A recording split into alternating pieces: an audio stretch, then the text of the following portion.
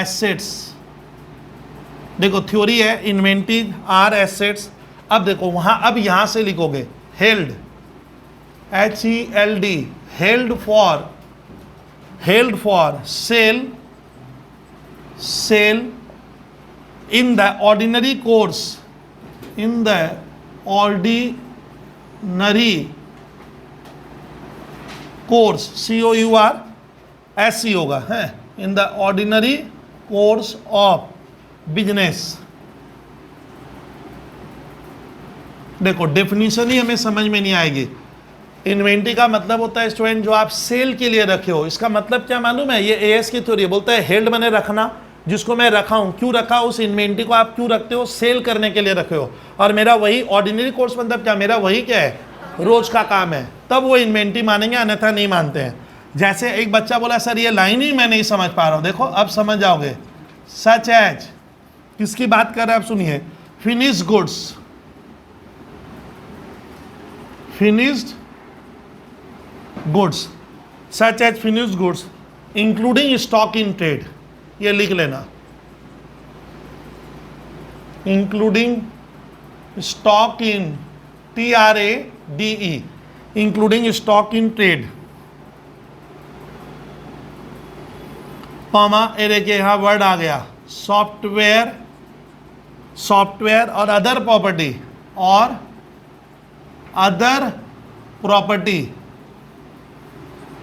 Other property held for resale. Meaning बता दूंगा, held for resale, तब उसको आपको इन्वेंटरी कहना है। सर हम लोग समझे नहीं है कुछ कुछ चीजें, वो मैं बता दूंगा। सर इन्वेंटरी का डेफिनेशन लिखा है in the process, in the process of production, in the process of production for such sale, for such sale, for such sale, such as, ये देखो ये मेरा बहुत बढ़िया लिखा हुआ है, ये काम आएगा। वर्क इन प्रोग्रेस, सर समझे नहीं, थोड़ा सा बाद में बता दूंगा, लिख लीजिए। सर तीसरी डेफिनेशन आई है इन्वेंटरी का मतलब क्या होता है? In the form of materials, in the form of materials और सप्लाईज, और SUPPLIES, और supplies to be consumed in, to be consumed in the production process, in the production process, PROCSS, और इन द रेंडरिंग सर्विसेस, और in the RENDERING rendering services, such as raw materials, such as, ये ध्यान से लिखो, raw materials including maintenance supplies, maintenance supplies, SUPPLIES, including maintenance supplies, comma consumables, CONSUMABLES, comma consumables, and loose tools used in production, loose tools, USED, used in production, देखना इसमें कितना कुछ मैं समझा दूंगा, क्लियर करना। Production process,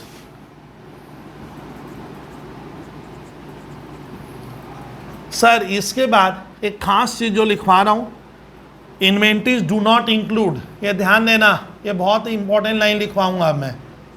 inventories do not include, inventories do not include machinery spares, machinery spares, SPARES, which can be used only, which can be used, USED, used only, which can be used only in connection with an item, in connection with an item, with an item of fixed assets, of fixed assets, of fixed assets and whose use is, ये काम का line है, इसमें सवाल रहता है, whose use is expected to be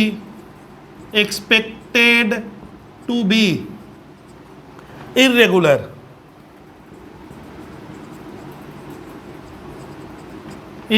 regular.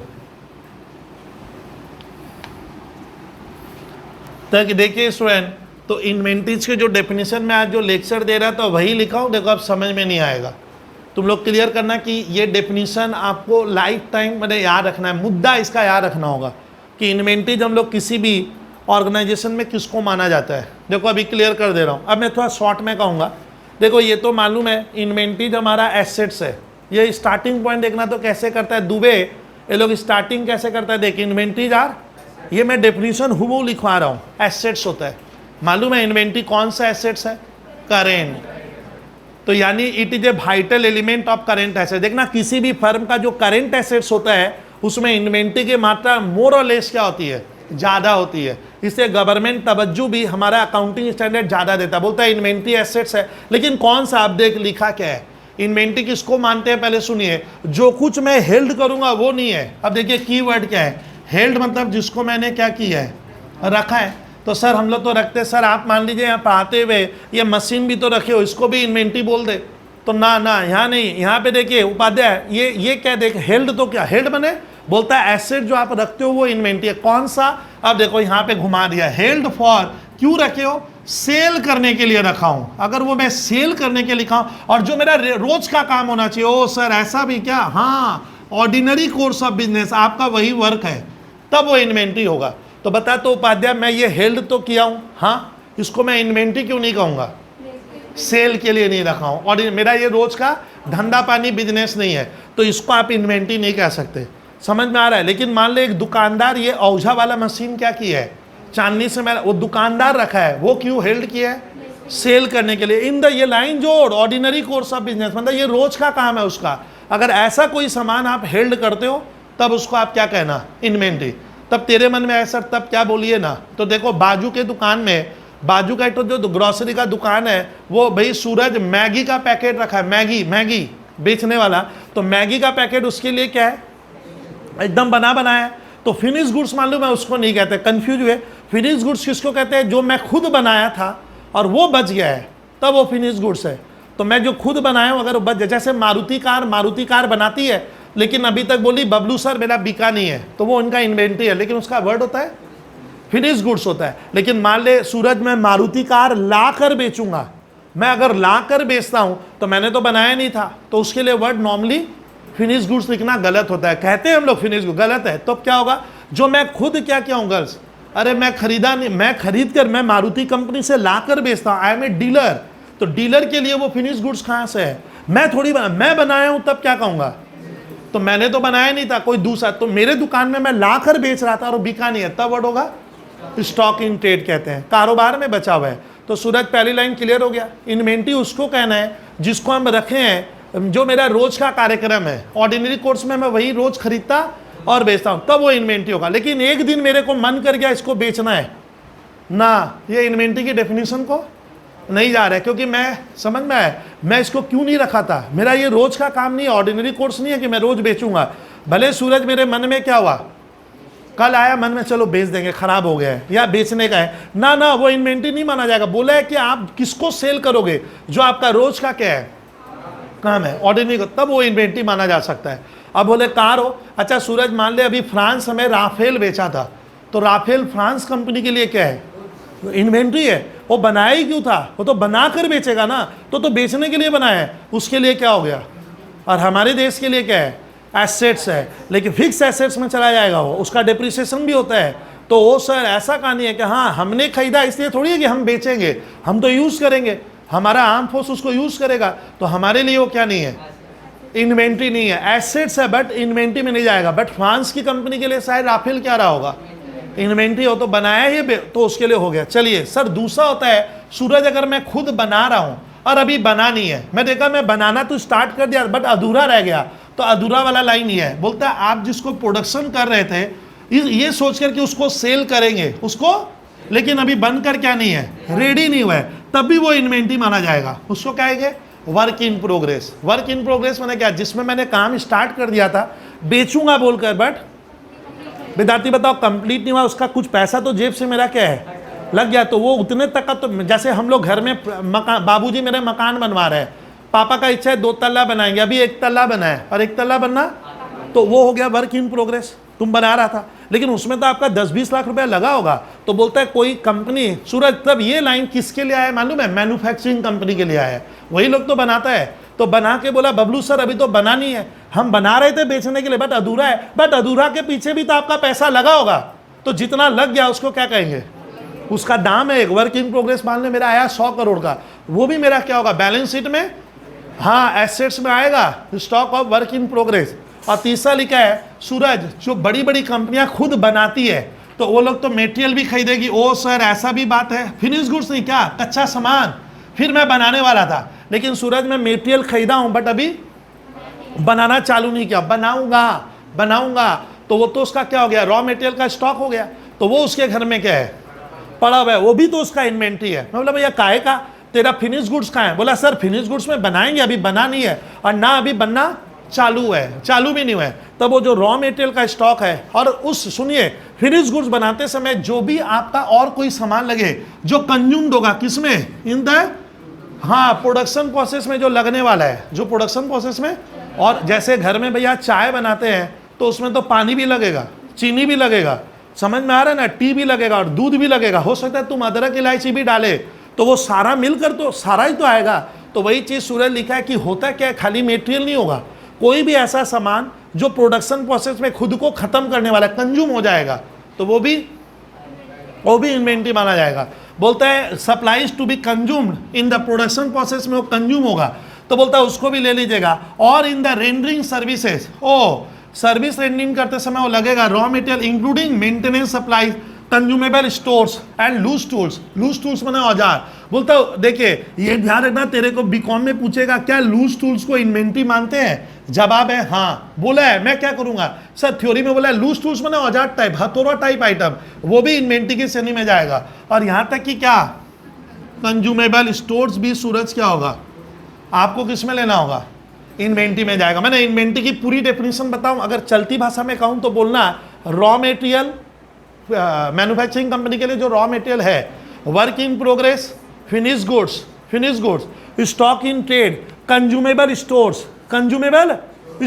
Loose tools, ये सारा क्या माना जाता है, लेकिन उसको इन्वेंट्री नहीं मानेंगे। ये आता है बीकॉम में, मालूम है कौन सा, बोलता है कोई भी मशीनरी स्पेयर्स को, तो सर अभी तो आप लिखे लूज टूल्स वगैरह वैसा ही तो आइटम होता है ना ना ना ना ना, मशीनरी स्पेयर्स को हमें सूरज क्या नहीं करना है, इन्वेंट्री नहीं मानेंगे। कब, जब उसका यूज रेगुलर बेसिस पे नहीं होता है और वो एक फिक्स एसेट्स के साथ ही यूज होगा, तब आप उसको इन्वेंट्री नहीं मान सकते। मैंने स्टॉक नहीं मानोगे सर, नहीं समझे, पढ़िए। देखो inventory do not include machinery spares, एकदम काम का लाइन था सबसे ज्यादा, which can be used only in the connection with an item of क्या, हाँ सुनना, जब सूरज में बताओ इसका मीनिंग है जब आप कोई फिक्स एसेट्स यूज करते हो ना, तब उस मशीनरी स्पेयर्स का उसके साथ क्या होगा, यूज करना पड़ेगा, तब उसको फिक्स एसेट्स का हिस्सा मानेंगे।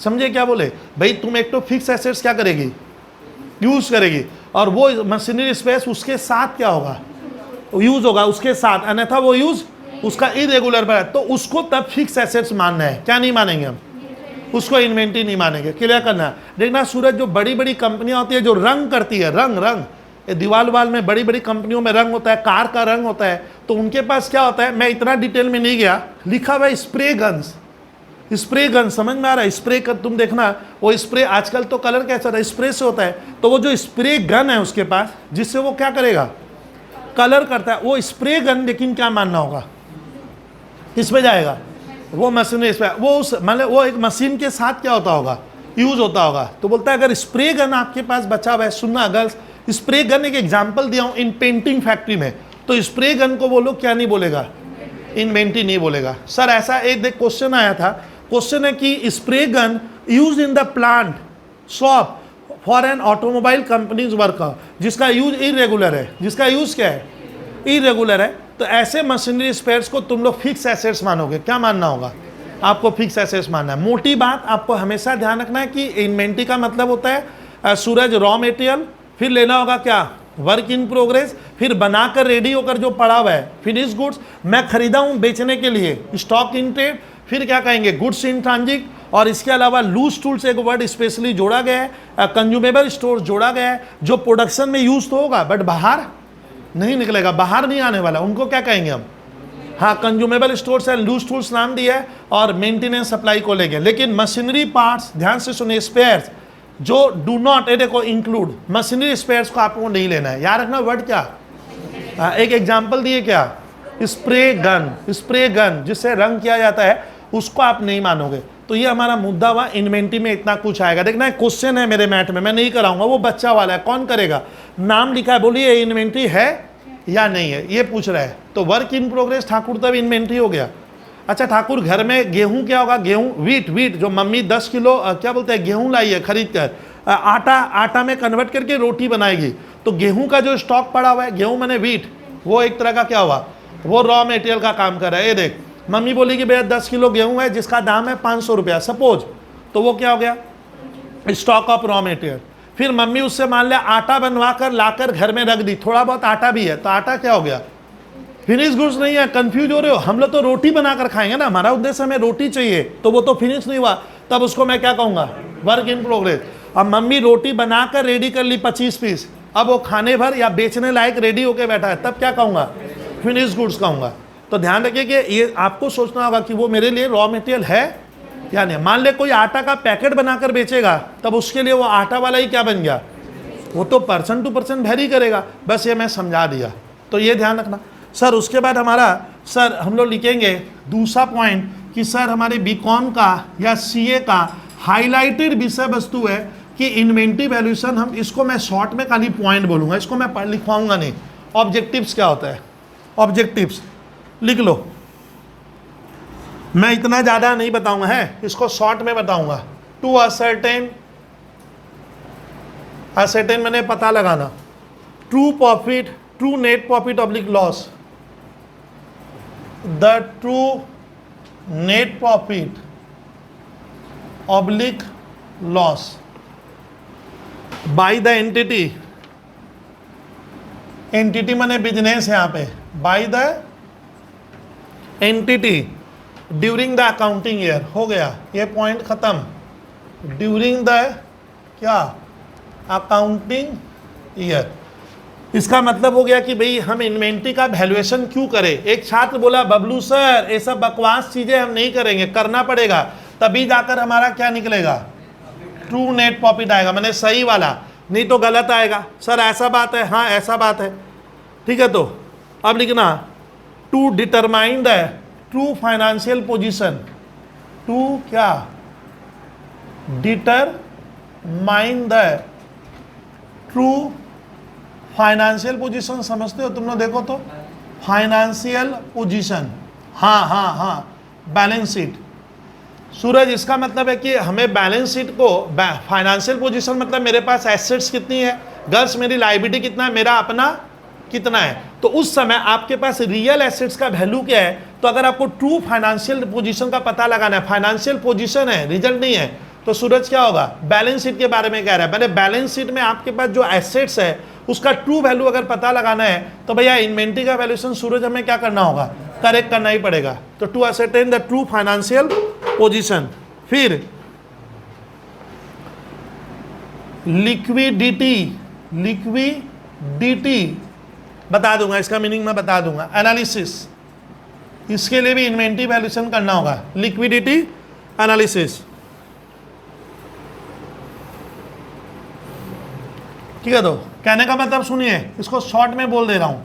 अच्छा सूरज, हम लोग क्लास 11 में गर्ल्स याद कीजिए, एक रेशियो बनाते थे, तो उस समय हमें निकालना पड़ता था वर्किंग कैपिटल। क्या निकालना पड़ता था, वर्किंग कैपिटल का फॉर्मूला था करेंट एसेट्स माइनस। अच्छा मान ले गर्ल्स कोई करेंट एसेट्स ही गलत निकालेगा, करेंट एसेट्स में तो स्टॉक आता है ना, तो उसका वर्किंग कैपिटल का पोजीशन क्या होगा, गलत आएगा। मान लो मैं वर्किंग कैपिटल क्या होता है, डे टू डे जो मुझे खर्च करने के लिए पैसा चाहिए, तो तुम अगर सूरज स्टॉक का वैल्यू ही क्या किया है, गलत है, तो वर्किंग कैपिटल से आपका क्या होगा, लिक्विडिटी मतलब होता है सर आपके पास जेब में कितना पैसा है जिसको रोटेट करोगे, तो सूरज क्या होगा, लिक्विडिटी का पता नहीं चलेगा। तो अगर लिक्विडिटी में एक रेशियो होता था करंट रेशियो, तो करंट रेशियो भी क्या होगा, गलत आएगा। मालूम है करंट रेशियो का फॉर्मूला था करंट एसेट्स बाई, तो करंट एसेट्स ही तो गलत है। तो कह रहा है कि किसी कंपनी को या फर्म को यह पता करना है कि उनकी लिक्विडिटी पोजीशन क्या है, मैं अपने करंट एसेट्स से करंट लायबिलिटी क्या करूंगा, कितनी बार हाँ पेमेंट कर पाऊंगा। तो उस समय अगर आपने स्टॉक ही गलत निकाला है तो आपका वो सारा रेशियो सब क्या होगा, जो एनालिसिस के रिस्क सारा गलत हो गया, तो आपका वर्किंग कैपिटल गलत आएगा। आपका फिर क्या सूरज, कौन सा रेशियो, अरे 11 में भूल गए, 12 में था, करंट रेशियो होता है करंट एसेट, तो वो सारा एनालिसिस जो किए सारा क्या है, गलत हो जाएगा। इसलिए भी लिक्विडिटी पोजीशन का पता लगाने के लिए इन्वेंट्री का वैल्यूएशन एकदम ढंग से सही करना पड़ेगा। याद रखिए, रखिए ये मजेदार पॉइंट आ गया, स्टैट्यूटरी कंप्लायंस, ये क्या होता है, यही तो कानून की बाध्यता है, करना पड़ेगा एज पर AS2। ओ देखो ये कौन बोला है गर्ल्स, मालूम है, अकाउंटिंग स्टैंडर्ड 2 AS क्या 2 एंड अप्लीकेबल, एंड इसको मैं नहीं लिखाऊंगा डिटेल में, काम का नहीं है इतना, and applicable statutes like STUTES, statutes like, बता दूंगा लाइक कंपनीज एक्ट 2013, समझा रहा हूं इसका मीनिंग क्या होता है। मान लो एक जन बोला कि सर मैं इन्वेंट्री वैल्यूएशन नहीं करूंगा, पहले सुनिए, तो भैया हमारा देश का स्टैट्यूटरी कंप्लायंस मतलब क्या होता है, कंपनीज एक्ट जो 2013 बना है ना उपाध्याय, वो भी वार्निंग दिया है क्या कि आपको इन्वेंट्री का वैल्यूएशन करना पड़ेगा, वो भी एलिमेंट वाइज, रॉ मटेरियल कितना है, वर्क इन प्रोग्रेस कितना है, फिनिश गुड्स है। खाली ये नहीं बोला है, मालूम है अभी जो नया कंपनीज एक्ट है उसमें बोला है इन्वेंट्री का क्वांटिटी भी क्या करना होगा, बताना पड़ेगा, पीस भी बताना है, क्वांटिटी के साथ बताना पड़ेगा। इसका ना इन्वेंट्री वैल्यूएशन हम क्यों करेंगे, क्लियर हुआ सूरज, कि कानून भी हमें बाध्य कर रहा है। कंपनीज एक्ट का जो 2013 है, सारी कंपनियों को बोला है क्वांटिटी भी बताना, फिर रेट बताना, फिर अमाउंट बताना, आपको सारा बताना पड़ेगा। आप फंस गए। और दूसरा सूरज क्या लिखे, अकाउंटिंग स्टैंडर्ड 2 में भी बोला है जरूरी है। मैंने ये क्या हो गया, अब एक कानून की बात हो गई, आपको हर हाल में इन्वेंट्री का वैल्यूएशन करना पड़ेगा, आप बचोगे नहीं।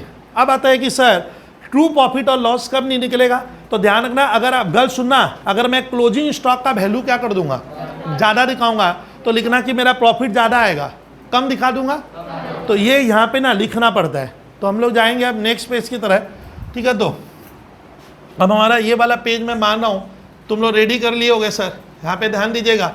तो सर इन्वेंट्री का मीनिंग एक बार कृपया मैं लिखते मिटाते हुए कह रहा हूँ, सुनिए ना, मशीनरी स्पेयर्स, सूरज मशीनरी स्पेयर्स को हम क्या नहीं मानेंगे, इन्वेंट्री नहीं मानना है। एक एग्जांपल दिए थे, स्प्रे गन जिस फैक्ट्री में यूज हो रही है, सुन नहीं रहे हो, जिसका यूज कभी कभी होता है, चीज समझिएगा, उसको आपको फिक्स एसेट्स के क्या करना होगा, श्रेणी में डालना होगा, वो इन्वेंट्री में नहीं जाएगा, वो स्टॉक नहीं माना जाएगा। मैं इतना बोला अभी तक।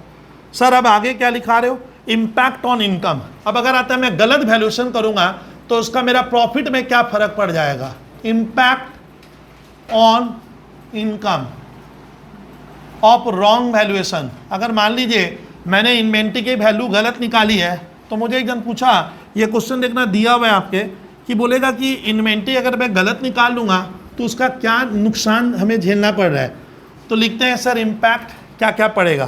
पहला ये हमारा हो गया सर, यहाँ पे मैं स्टार्ट कर रहा हूँ, पेज हमारा बोर्ड का है ये 2 नंबर। देखिए देखिए देखिए, पहले इम्पैक्ट क्या होगा, पहला इम्पैक्ट लिखो, मोर ना, ऐसे मत लिखो, इफ, इसको ऐसे लिखवाऊंगा, इफ क्लोजिंग इन्वेंट्री, क्या लिखे बोलो तो, इफ क्लोजिंग इन्वेंट्रीज, इन्वेंट्री लिखो, है इन्वेंट्रीज मत लिखो, इन्वेंट्री ओवर स्टेटेड, क्या हो जाएगा, ओवर स्टेटेड मैंने ज़्यादा हो जाना। तो सूरज पहला पॉइंट मैंने लिखा दिया, अगर क्लोजिंग स्टॉक का वैल्यू क्या हो जाए, ज़्यादा होगा, तो व्हाट्स हैपेंस, क्या होगा, नेट इनकम क्या हो जाएगी, ज़्यादा आएगी, नेट इनकम जिसको नेट प्रॉफिट कहते हैं। ओवर स्टेटेड, ओवर स्टेटेड मैंने कोई विद्यार्थी क्लास का ज़्यादा आएगा, गलत कर रहे हो। एंड और क्या गलती होगी, एंड क्लोजिंग स्टॉक का वैल्यू भी क्या होगा, and value of current assets increases, value of girls क्या, करेंट एसेट्स का वैल्यू भी क्या आएगा, ज़्यादा आएगा। करेंट, ये इम्पैक्ट है, आपको याद रखना, ये ज़बरदस्त काम आता है भैया। ठीक है। एंड लिक्विडिटी बिकम्स मोर, बहुत ही बेहतर लिखा हुआ है। लिक्विडिटी मैंने अब बता रहा हूँ, लिक्विडिटी बिकम्स मोर। इतने जन क्लास में कोई छात्र गर्ल्स उल्टिया, क्लोजिंग इन्वेंट्री अगर तेरा ज़्यादा हो जाता है तो तेरे को ध्यान रखना है कि इसका गलती क्या क्या होगा। एक तो नेट प्रॉफिट क्या होगा, ज़्यादा आएगा ना, ये मालूम है ना पक्का एकदम। सैप क्लोजिंग स्टॉक हमारा ज़्यादा होने से सैप जो छात्र 11 में थोड़े वीक थे, अब वो भैया यहाँ पे अकाउंट्स अभी भी 5 साल चलेगा उसका, तो सैप होता है क्या, हम ट्रेडिंग अकाउंट के क्या करते हैं, इधर लिखते हैं बाई क्या, क्लोजिंग इन्वेंट्री। सैप एक बार ध्यान दीजिए भाई, सैप मान लीजिए मेरा क्लोजिंग इन्वेंट्री है 100 करोड़ का, मान लीजिए, और किसी कारणवश मैं इसको 100 करोड़ की जगह 120 करोड़ कर देता हूँ, तो इसी को क्या कहेंगे, यही हुआ गलत वैल्यूएशन। यानी आपका थोड़ा सा सैप, सुनिए अभी बात नहीं, थोड़ा सा भी सैप अगर गलत वैल्यू होता है तो ये बहुत मायने रखेगा मार्केट में, बहुत ज़बरदस्त आपको घाटा नुकसान होगा। कैसे, क्योंकि तुम अपनी पोजीशन गलत बता रहे हो। ज़्यादा सैप अगर ये कौन सा साइड है, ये इनकम साइड होता है, मालूम है, ट्रेडिंग अकाउंट के इधर होता है खर्चा, उधर क्या, तो सैप मैंने क्या किया, 100 करोड़ को सर ने क्या किया, 120 कर दिया, कितना ज़्यादा हो गया, एक समझाऊंगा,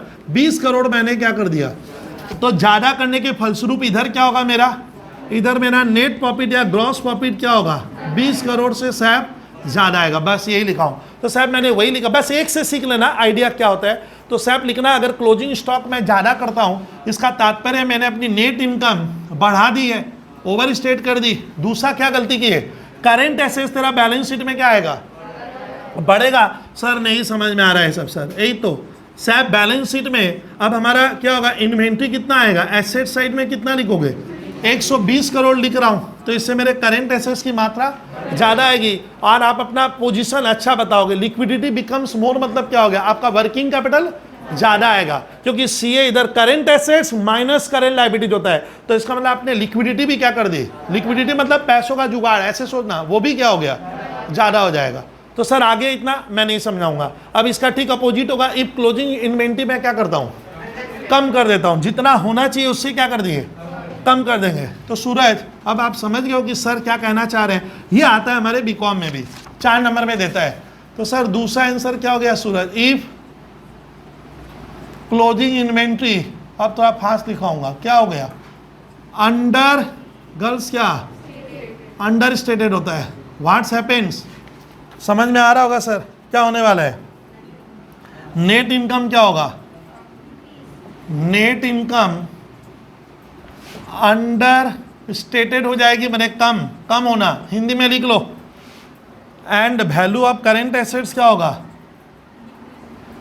ज़्यादा आएगा ना कम आएगा, देखो तो, वैल्यू ऑफ क्या, करेंट एसेट्स क्या होगा,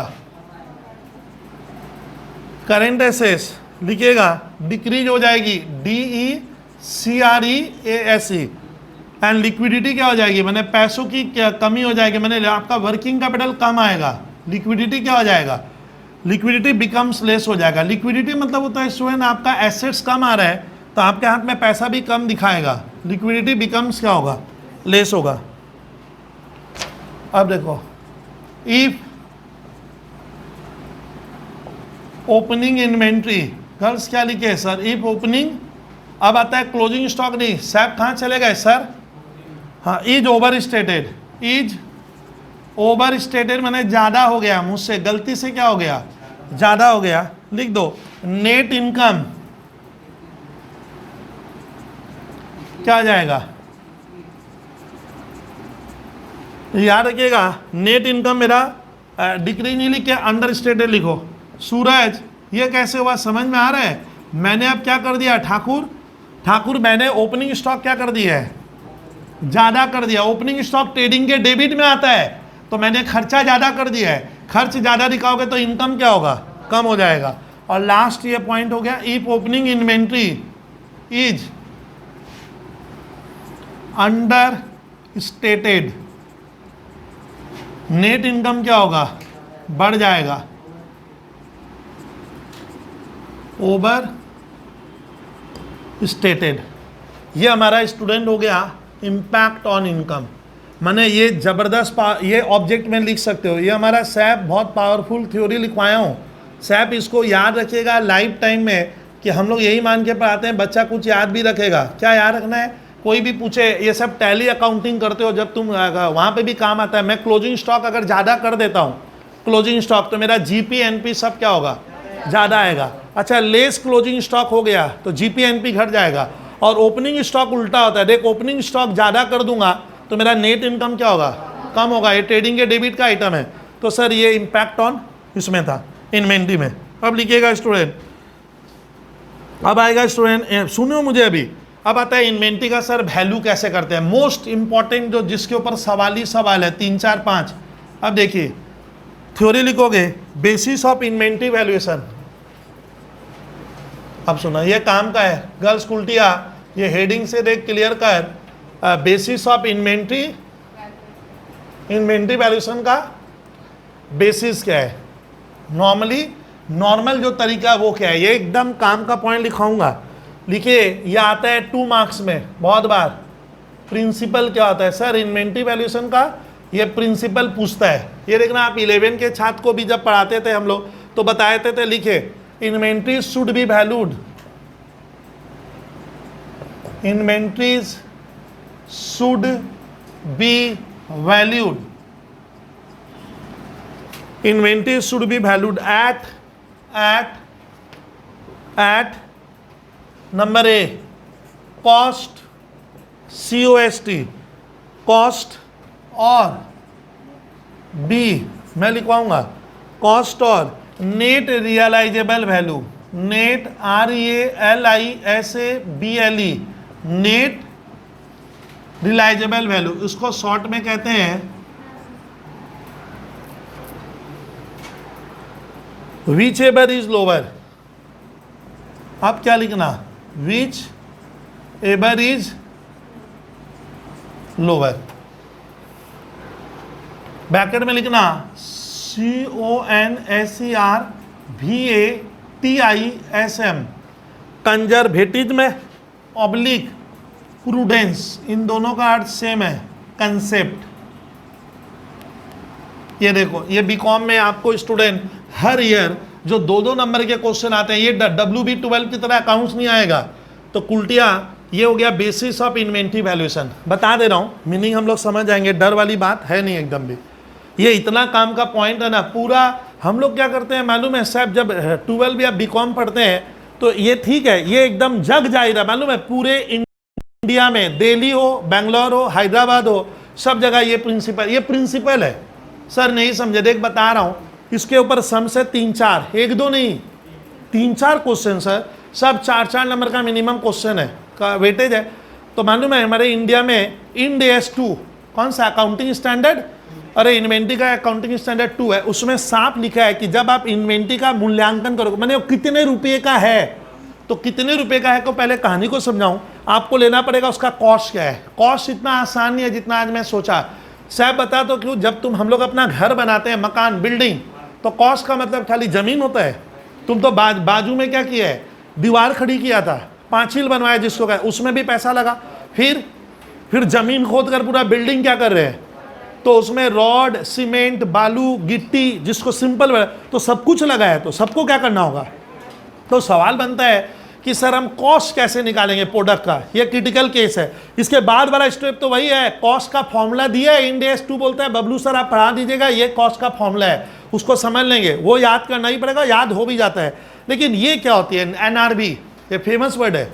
तो नेट रिलायजेबल वैल्यू, तो साहब जब भी तुम स्टॉक का दाम निकालेगा कि वो इन्वेंट्री, या ये मान ले कागज, ये कागज मेरे लिए कितने रुपए का है, मैं मान ले इसी को बेचता हूं सपोज, तो ये तो मेरा इन्वेंट्री हो गया, तो इसका मैं कॉस्ट कैसे निकालूंगा, ये कितने का है। तो ये मुझे बोली सर आप इसको जब खरीदे तो 1 रुपया लगा होगा क्या, एक गो पेज मान ले 1 रुपये का है, तो 2 कितना हुआ, 2 रुपये का हो तो गया sir, this is the cost.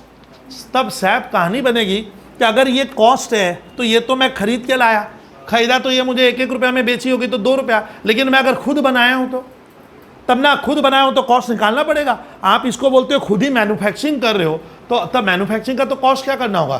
तो ऐसा ना, कॉस्ट एक इजी मैटर नहीं है।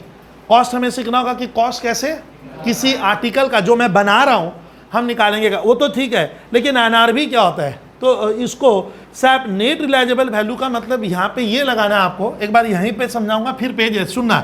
सैप मान ले मैं बैलेंस शीट बनाने मुझे बोला गया है, सुनिए थोड़ा सा, मार्च 31 कितना 2020 को मैं कंपनी का अकाउंटेंट हूँ या एक फर्म का अकाउंटेंट मान लूँ, मुझे यहाँ पे क्या लिखना होगा सैप, जो मेरा स्टॉक ईयर के एंड में क्या है बच जाता है। याद आ रहा है, बैलेंस शीट बनाया है ना 11-12 में भैया थोड़ा बहुत, तो नहीं तो मैं कराऊंगा कैसे आप लोगों को। चलिए, तो मैं एसेट्स में क्लोजिंग इन्वेंट्री लिखूंगा, लेकिन मान ली मेरे पास जो, अब सुनना सैप, मान लीजिए सुनते जाओ मुझे, मान लीजिए मैं मोबाइल फ़ोन का डीलर हूँ, तो मान ले मैंने मोबाइल फ़ोन खरीदा था नवंबर की 11 तारीख को, ध्यान से देखना, नवंबर 11 पहले आया इधर है।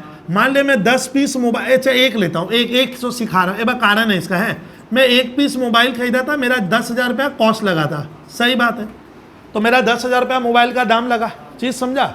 अब समझ पा रहे हो ना क्या बोल रहा हूँ, क्यों खरीदे हो भैया, बेचूंगा, मैं बेचूंगा, चीज़ समझ में आ रहा है। अब मान ले इसमें मैं जीएसटी भी तो दिया था, अरे खरीदते समय जीएसटी लगता है आजकल, गुड्स एंड सर्विस टैक्स, वो इसमें क्या होगा, दुकानदार ऐड किया होगा। मान ले मैं वो भी लेता हूँ तो अभी नहीं ले रहा हूँ, मान ले जीएसटी 1800 रुपया लगा, फ़ोन पे 18% जीएसटी है या 28 है, तो मेरा क्वेश्चन क्या है कि मैं तो खरीदा इस दिन था क्या, मोबाइल फ़ोन।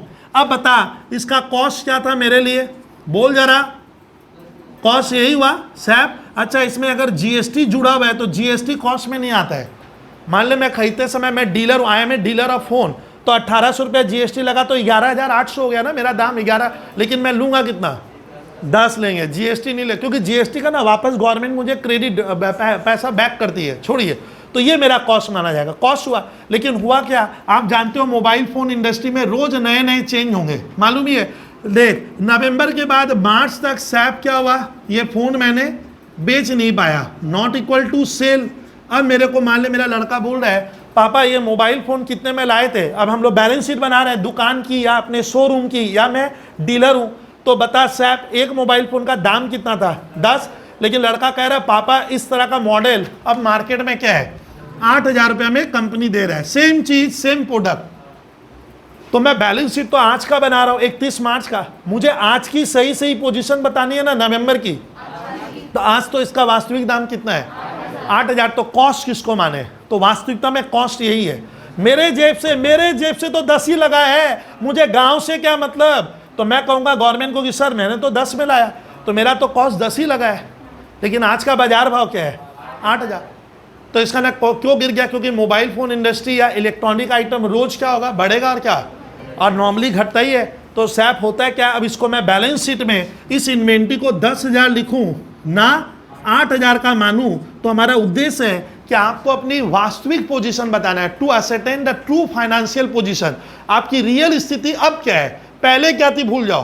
तो सैप इस फोन का अभी बाजार दाम कितना है, 8,000 को नॉर्मली मान लीजिए बोला जाता है नेट, अभी सुन नहीं रहे हो, नेट रिलायजेबल मैंने बेचने पे क्या प्राप्त होगा, तो बेचने पे अब मुझे क्या मिलेगा, दाम गिर गया सर। हाँ मुझसे कोई बाजू वाला तो 8 में बेच रहा है, बोला बबलू भैया आप जब लाए थे तब 10, अभी कितना, तो सैप क्या होता है, आपका ये वाला कॉस्ट ले ना सर ये वाला, तो देखिए सुन नहीं रहे, होता क्या है कि लेना तो यही चाहिए क्योंकि वजूद इसमें ज़्यादा है। मेरा बिल भी कितने का है, 10,000 का मुझे बिल मिला था, मैं डीलर हूँ, ये मेरा इसमें मेरा क्या है, थोड़ा सा परमान ज़्यादा लग रहा है, ये तो मन वाला कहानी हो रहा है, बाजू में 8,000 का रेट आ गया या अब 8 का रेट हो गया है। लेकिन सर इस चैप्टर का नियम साफ कह रहा है कि जब आप इन्वेंट्री का मूल्यांकन करते हो तो आपको हमेशा कंपेयर करना होगा उसका कॉस्ट क्या था, मैंने आपके लिए कॉस्ट क्या थी वो लिखो, और अभी का दाम क्या है। अब आता है इसमें अभी के, सुन नहीं रहे तो तुम, अभी के दाम को तो मार्केट वैल्यू कहते हैं, तो मैं जब पढ़ता था ना तब मार्केट वैल्यू चलता था, अब नया वर्ड आ गया क्या, तो सैप what is net realisable value. सुनना, नेट रियलाइजेबल वैल्यू का मतलब है कि इस मोबाइल फोन को अगर डीलर सोच रहा है अगर मैं अभी बेचूंगा तो बाजार में इसका दाम क्या है, 8 हो गया है, अब मेरा 10 क्या है, सपना है नहीं मिलेगा, अभी दाम कितनी हो गई है, तो मैं कौन सा लूंगा, इन दोनों में इन दोनों रुपयों में क्या होगा, जो छोटा होगा, विच एवर इज लोअर, इसको कहते हैं लोअर ऑफ कॉस्ट और एनआरबी, लोअर ऑफ, हाँ। तो सैप नियम में जो दाम कम होगा, विद्यार्थी अपने स्कूल के पेपर में, कॉलेज के पेपर में 8,000 रुपया को रिकॉर्ड करेगा। ये होता है principle of inventive valuation. Principle माने सिद्धांत। तो हमारे इंडिया में क्या नियम बना है कि कोई भी कंपनी में जब आप काम करते हो, किसी डीलर, शोरूम, कहीं पे भी, आपको ध्यान रखना है कि फिनिश गुड्स का जब तुम वैल्यूएशन कर रहा है इन्वेंट्री का, तो आपको ये बेसिक नियम है, ये बेसिक सबको याद है, कॉस्ट प्राइस और एनआरबी, नेट रिलायजेबल वैल्यू, इन दोनों में क्या होगा। तो बच्चा कह रहा है सर 10 नहीं लिखोगे, मुझे ये कह रही है छात्रा सर 10 भूल गए ना, 10 अब काम करनी है, क्या करे सर। इंड AS 2 क्या कह रहा है कि जो कम होगा, कम कौन सा है, तो मैं बैलेंस शीट में 8 लिखूंगा। सवाल बनता है 8 क्यों, जबकि चीज कितने की थी। एक क्वेश्चन देखना हमारे बीकॉम में 1 नंबर में आता है, बच्चा क्यों छोड़े, 1 का भी तो फाइट करेंगे, छोटा सा क्वेश्चन दे दिया, 2 में आता है। अब आता है कि ये मार्केट वैल्यू है ना, इसको एनआरबी कहूंगा, तो सुनिए ना, ये मार्केट वैल्यू है। मार्केट वैल्यू मतलब अभी बेचने पे कितना मिलेगा, 8 ना। तब यार ना एएस अब बदल गया, एएस बोलता है ना मार्केट वैल्यू नहीं लिखेगा, क्या लिखेगा। अब एनआरबी क्या होता है समझा रहा हूं। एनआरबी और मार्केट वैल्यू में थोड़ा सा क्या है, सुना। एनआरबी का मतलब होता है सैप, मुझे खबर मिली है कि जो फोन मैंने 10 में लाया था, अब वो 8,000 का हो गया बाजार में, तो मेरे मन में आ रहा था कि मैं इसे 10 मानूं ना 8 मानूं। तो नियम कहता है कि आप बैलेंस शीट कब बना रहे हो, 31 मार्च को, सुन नहीं रहे हो। आज का दाम क्या है, वास्तविकता किस में है, 8 में। 10 सपना है, 10 भूलिए, अभी का दाम क्या है। और अगर अभी का दाम कम है, अभी का मार्केट वैल्यू क्या है, तो आप कम वाला लेना, मैंने 10 नहीं लेंगे, कौन सा। तो नियम क्या कहता है, कॉस्ट प्राइस और NRV which ever is lower is the basis of principle. Sir ये कहाँ लिखा हुआ है, किस किताब में पढ़े, ये लिखा हुआ नहीं है, ये लिखा हुआ है किस में, कंजर्वेटिव कॉन्सेप्ट, यही पढ़े थे हम लोग शुरू में। सुनिए, अब सैप सवाल बन रहा है कि जब इसका दाम 8 हो गया है, लेकिन मान ले मैं अपने स्टोर, मतलब इसमें शोरूम में मैं खुद नहीं बेचता हूँ, मेरा एक क्या है, परमानेंट एजेंट है, वही मेरा फोन क्या करता है, बिकवाता है। चीज समझना, वही बिकवाएगा। तो वो मुझे बोला ही था कि बबलू सर जब बिकवाऊंगा ना, तो मेरा 500 रुपया क्या है, कमीशन का होना चाहिए। तो मुझे ये भी खबर मिल गई कि दाम तो 8,000 हो गया है, लेकिन मुझे बिकवाना किससे है, इस एजेंट से।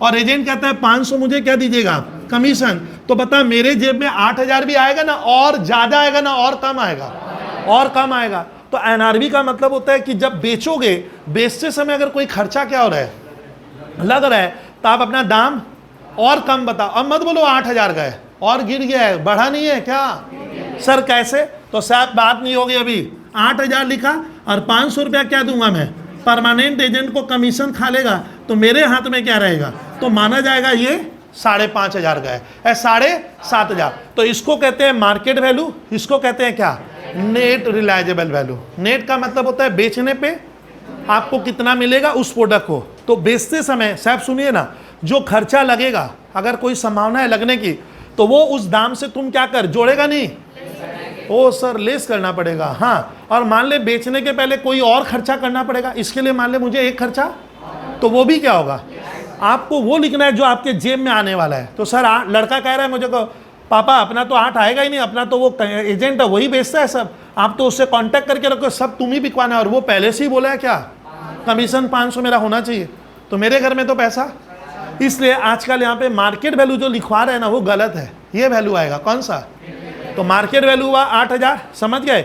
मुझे क्या प्राप्त होगा, अच्छा मैं खुद बेचूंगा तो मेरा कोई एजेंट उजेंट नहीं है, तब 8 ही लेंगे, तब 8। तो इसका ना मार्केट वैल्यू एनआरबी हो सकता है, ये बात अलग है। तो एनआरबी अब इन दोनों में कम। अब सवाल बनता है सैप कि मेरे को मेरा लड़का कह रहा है पापा फोन हमारा 10,000 का कॉस्ट था, आज इसका मार्केट प्राइस मान लिया 8,000 नहीं होके अब सुन नहीं रहे हो तुम, 12,000 हो गया। तो कॉस्ट प्राइस कितनी है 10 और आज का दाम कितना है 12, कौन सा लेंगे, जो कम वाला, कम तो 10 है। तब सुन, तब मार्केट वैल्यू क्यों नहीं लेंगे अभी, तो मार्केट वैल्यू या एनआरबी कम है तब लेना है, अगर ज्यादा है तो इसको मैं क्या करूंगा, नहीं लूंगा, लोअर लिया जाता है। इसको कहते हैं लोअर ऑफ कॉस्ट और एनआरबी।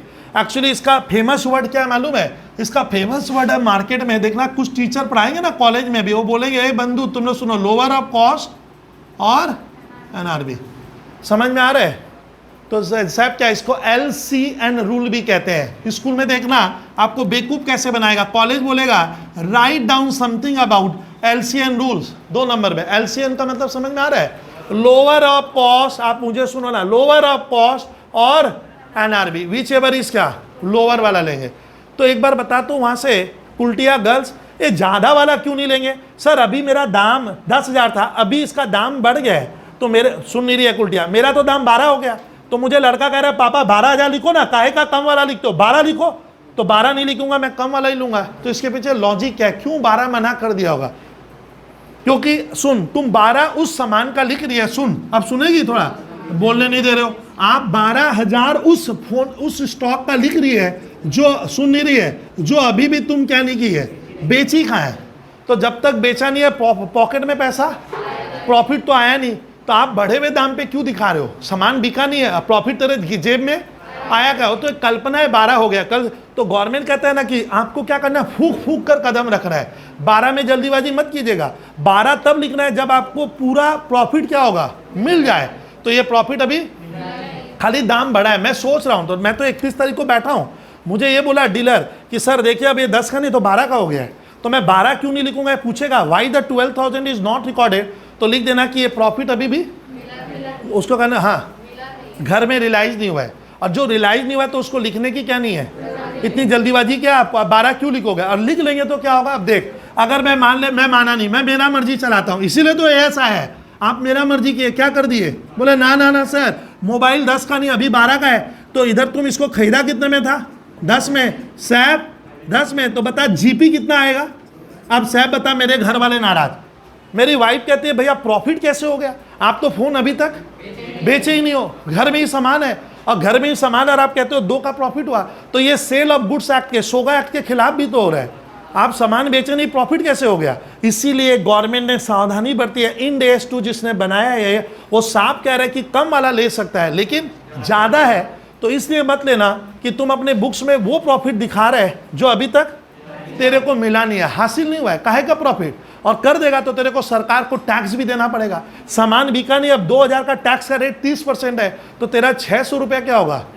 इनकम टैक्स में कहानी बनाया जा सकता है, मैक्सिमम रेट 30 होता है, तो तुम तो फ्री का टैक्स भी दे रहा है। इसीलिए क्या करना है, कभी भी हायर वाला नहीं लेंगे। क्या प्रिंसिपल बन गया? इस रूल का नाम पढ़ ले, मैं इसको LCN बोल के दूंगा, लोअर ऑफ कॉस्ट और NRB अलग चीज है, मार्केट वैल्यू अलग चीज है। सर इसके ऊपर 2-3 तो क्वेश्चन है मेरे मैथ में, खाली 4-4 नंबर का डाल देता है। तो साहब ये general principle all over India में फॉलो होगा, यानी इन्वेंट्री का वैल्यू जब भी करते हैं, ये बेसिक है, लेकिन बेसिक मतलब यही बाजार में चलता है। सब बच्चा लोग कहते हैं कॉस्ट प्राइस और NRB विच एवर इज क्या, लोअर। आज याद रखना है कि हायर क्यों नहीं लेते हैं, हायर लेने से मेरा वो प्रॉफिट बुक्स में दिखा रहा है जो अभी तक मुझे हुआ नहीं है, सामान अभी तक बिका नहीं है, वो अनरियलाइज प्रॉफिट है जिसपे मेरा हक नहीं है, इसलिए हायर का तो कल्पना ही मत कर, पूरा गलत हो जाएगा। अब आता है लोअर क्यों नहीं ले? सर लोअर क्यों लेंगे? लोअर इसलिए लेना है कि आपको फूक फूक कर कदम रखना है। आपको जब मालूम ही चल गया 10 की चीज कितनी हो गई है, तो आप अपना हैसियत क्यों बढ़ाकर दिखा रहे हो, क्यों ओवर स्टेटमेंट कर रहे हो, क्यों कलरफुल, इसको क्या कहते हैं, लो कलरफुल अकाउंट बना रहे हो। तेरे को खुद पता है कि अब ये दाम जिंदगी भर क्या नहीं होगा, बढ़ेगा नहीं। अरे फोन का दाम बढ़ता, वो तो गिर ही गया है, फिर भी तुम जबरदस्ती बोलता है ना सर मैं तो 10 ही लिखूंगा। भैया दूर दूर तक सैप क्या नहीं है, 10,000 होने का अब चांस नहीं है। तो गवर्नमेंट कहता है जो लोअर है वो लिख दो। वास्तविकता किसमें, आज की रियल पोजीशन 8 है ना 10 है, 8 है। 10 आपका सपना है, भूल जाओ 10 आपका, तो ध्यान रखना कि हम लोअर वाले पे लेंगे। तो सैप ये फॉर्मूला बोल के मैं आगे बढ़ूंगा। बोलिए लोअर ऑफ कॉस्ट और NRB विच, ये देख ये हो गया लोअर ऑफ कॉस्ट और NRB, LCN रूल इसको कहते हैं। LCN मतलब लोअर ऑफ कॉस्ट, ये बुक्स में ऐसे देता है। अच्छा NRB निकालने का तरीका बताया कि मार्केट वैल्यू नहीं लेना है। अगर मेरे को बेचते समय कोई कमीशन, कोई नेसेसरी एक्सपेंडिचर करना पड़ रहा है जो उससे रिलेटेड है, तो मेरे घर में पैसा और कम आएगा, तो मैं स्टॉक का दाम पहले से ही कम बताऊंगा। और ये क्यों कर रहे हैं कि हमारे देश का अकाउंट्स किस पे बनता है, प्रूडेंस कॉन्सेप्ट में लिखा हुआ है। प्रूडेंस क्या कहता है, कोई भी नुकसान जो होने वाला है अगर आपको खबर थी तो उस नुकसान को बुक्स में रिकॉर्ड करो और दाम को कम दिखाओ। अब आता है कि सर इन्वेंट्री का ये जो आप लिखे, यहाँ पे ध्यान देना, कॉस्ट कैसे निकलता है, यही तो मेन विषय है अभी शुरू के देश का। तो आज का लास्ट टॉपिक पढ़ेंगे कॉस्ट। कॉस्ट का फॉर्मूला लिख लेते हैं। सर किसी वस्तु का, इन्वेंट्री का हम कॉस्ट कैसे निकालेंगे, फिर इसके ऊपर देखना आपको 3-4 सवाल या 5 सवाल बहुत ईजी लगेंगे। फिर लिपो पिपो करने में मान ले 2 दिन में मानूंगा, 2 दिन लिपो पिपो और 2 दिन ये, मैंने एक रिदम आ जाएगा। तो सर कॉस्ट लिखो, तो how we have to ascertain cost. इसी चैप्टर में पेज हो जाएगा स्टूडेंट हमारा 3। सुनिए, व्हाट इज द कॉस्ट कैसे निकलता है, ये सम्स है, पूरा फॉर्मूला है। ये देखो इंड एस 2 में कॉस्ट भी बताया है। बच्चे को बोला बच्चा कॉस्ट ऐसे लेगा, तो ले लेते हैं सर। तो हम लोग कॉस्ट कैसे लेंगे स्टूडेंट क्लियर करना, मैं कराऊंगा, आपको नहीं लिखना है। सुनिए, तो लिखना कॉस्ट कैसे निकालते हैं मैं कहूँगा। तो स्टूडेंट सबसे पहले कॉस्ट जब भी निकालेंगे तो आपको इधर नंबर 1 दे के लिखना। 1 जैसे मैं लिखा हूँ, 1 में आप लोग लिखोगे स्टूडेंट कॉस्ट ऑफ परचेज। अब आता है मेरा कॉस्ट कैसे निकाल, उस वस्तु का कॉस्ट क्या है, तो लिखो cost of purchase includes, cost of purchase IN includes. Sir क्या क्या इंक्लूड करना है, सुनो सर, अब मुझे सुनो ना थोड़ा सा, तब काम में फायदे में ज़्यादा रहोगे। पहला होगा जितने में आप खरीदे वो कॉस्ट में हमेशा ही आएगा। सूरज क्या लेंगे, परचेज प्राइस। दूसरा लेना होगा ड्यूटीज, अरे सुनना होगा, ड्यूटीज एंड टैक्सेस। इतना आसान होने से तो मैं ओरली करा देता। Which are not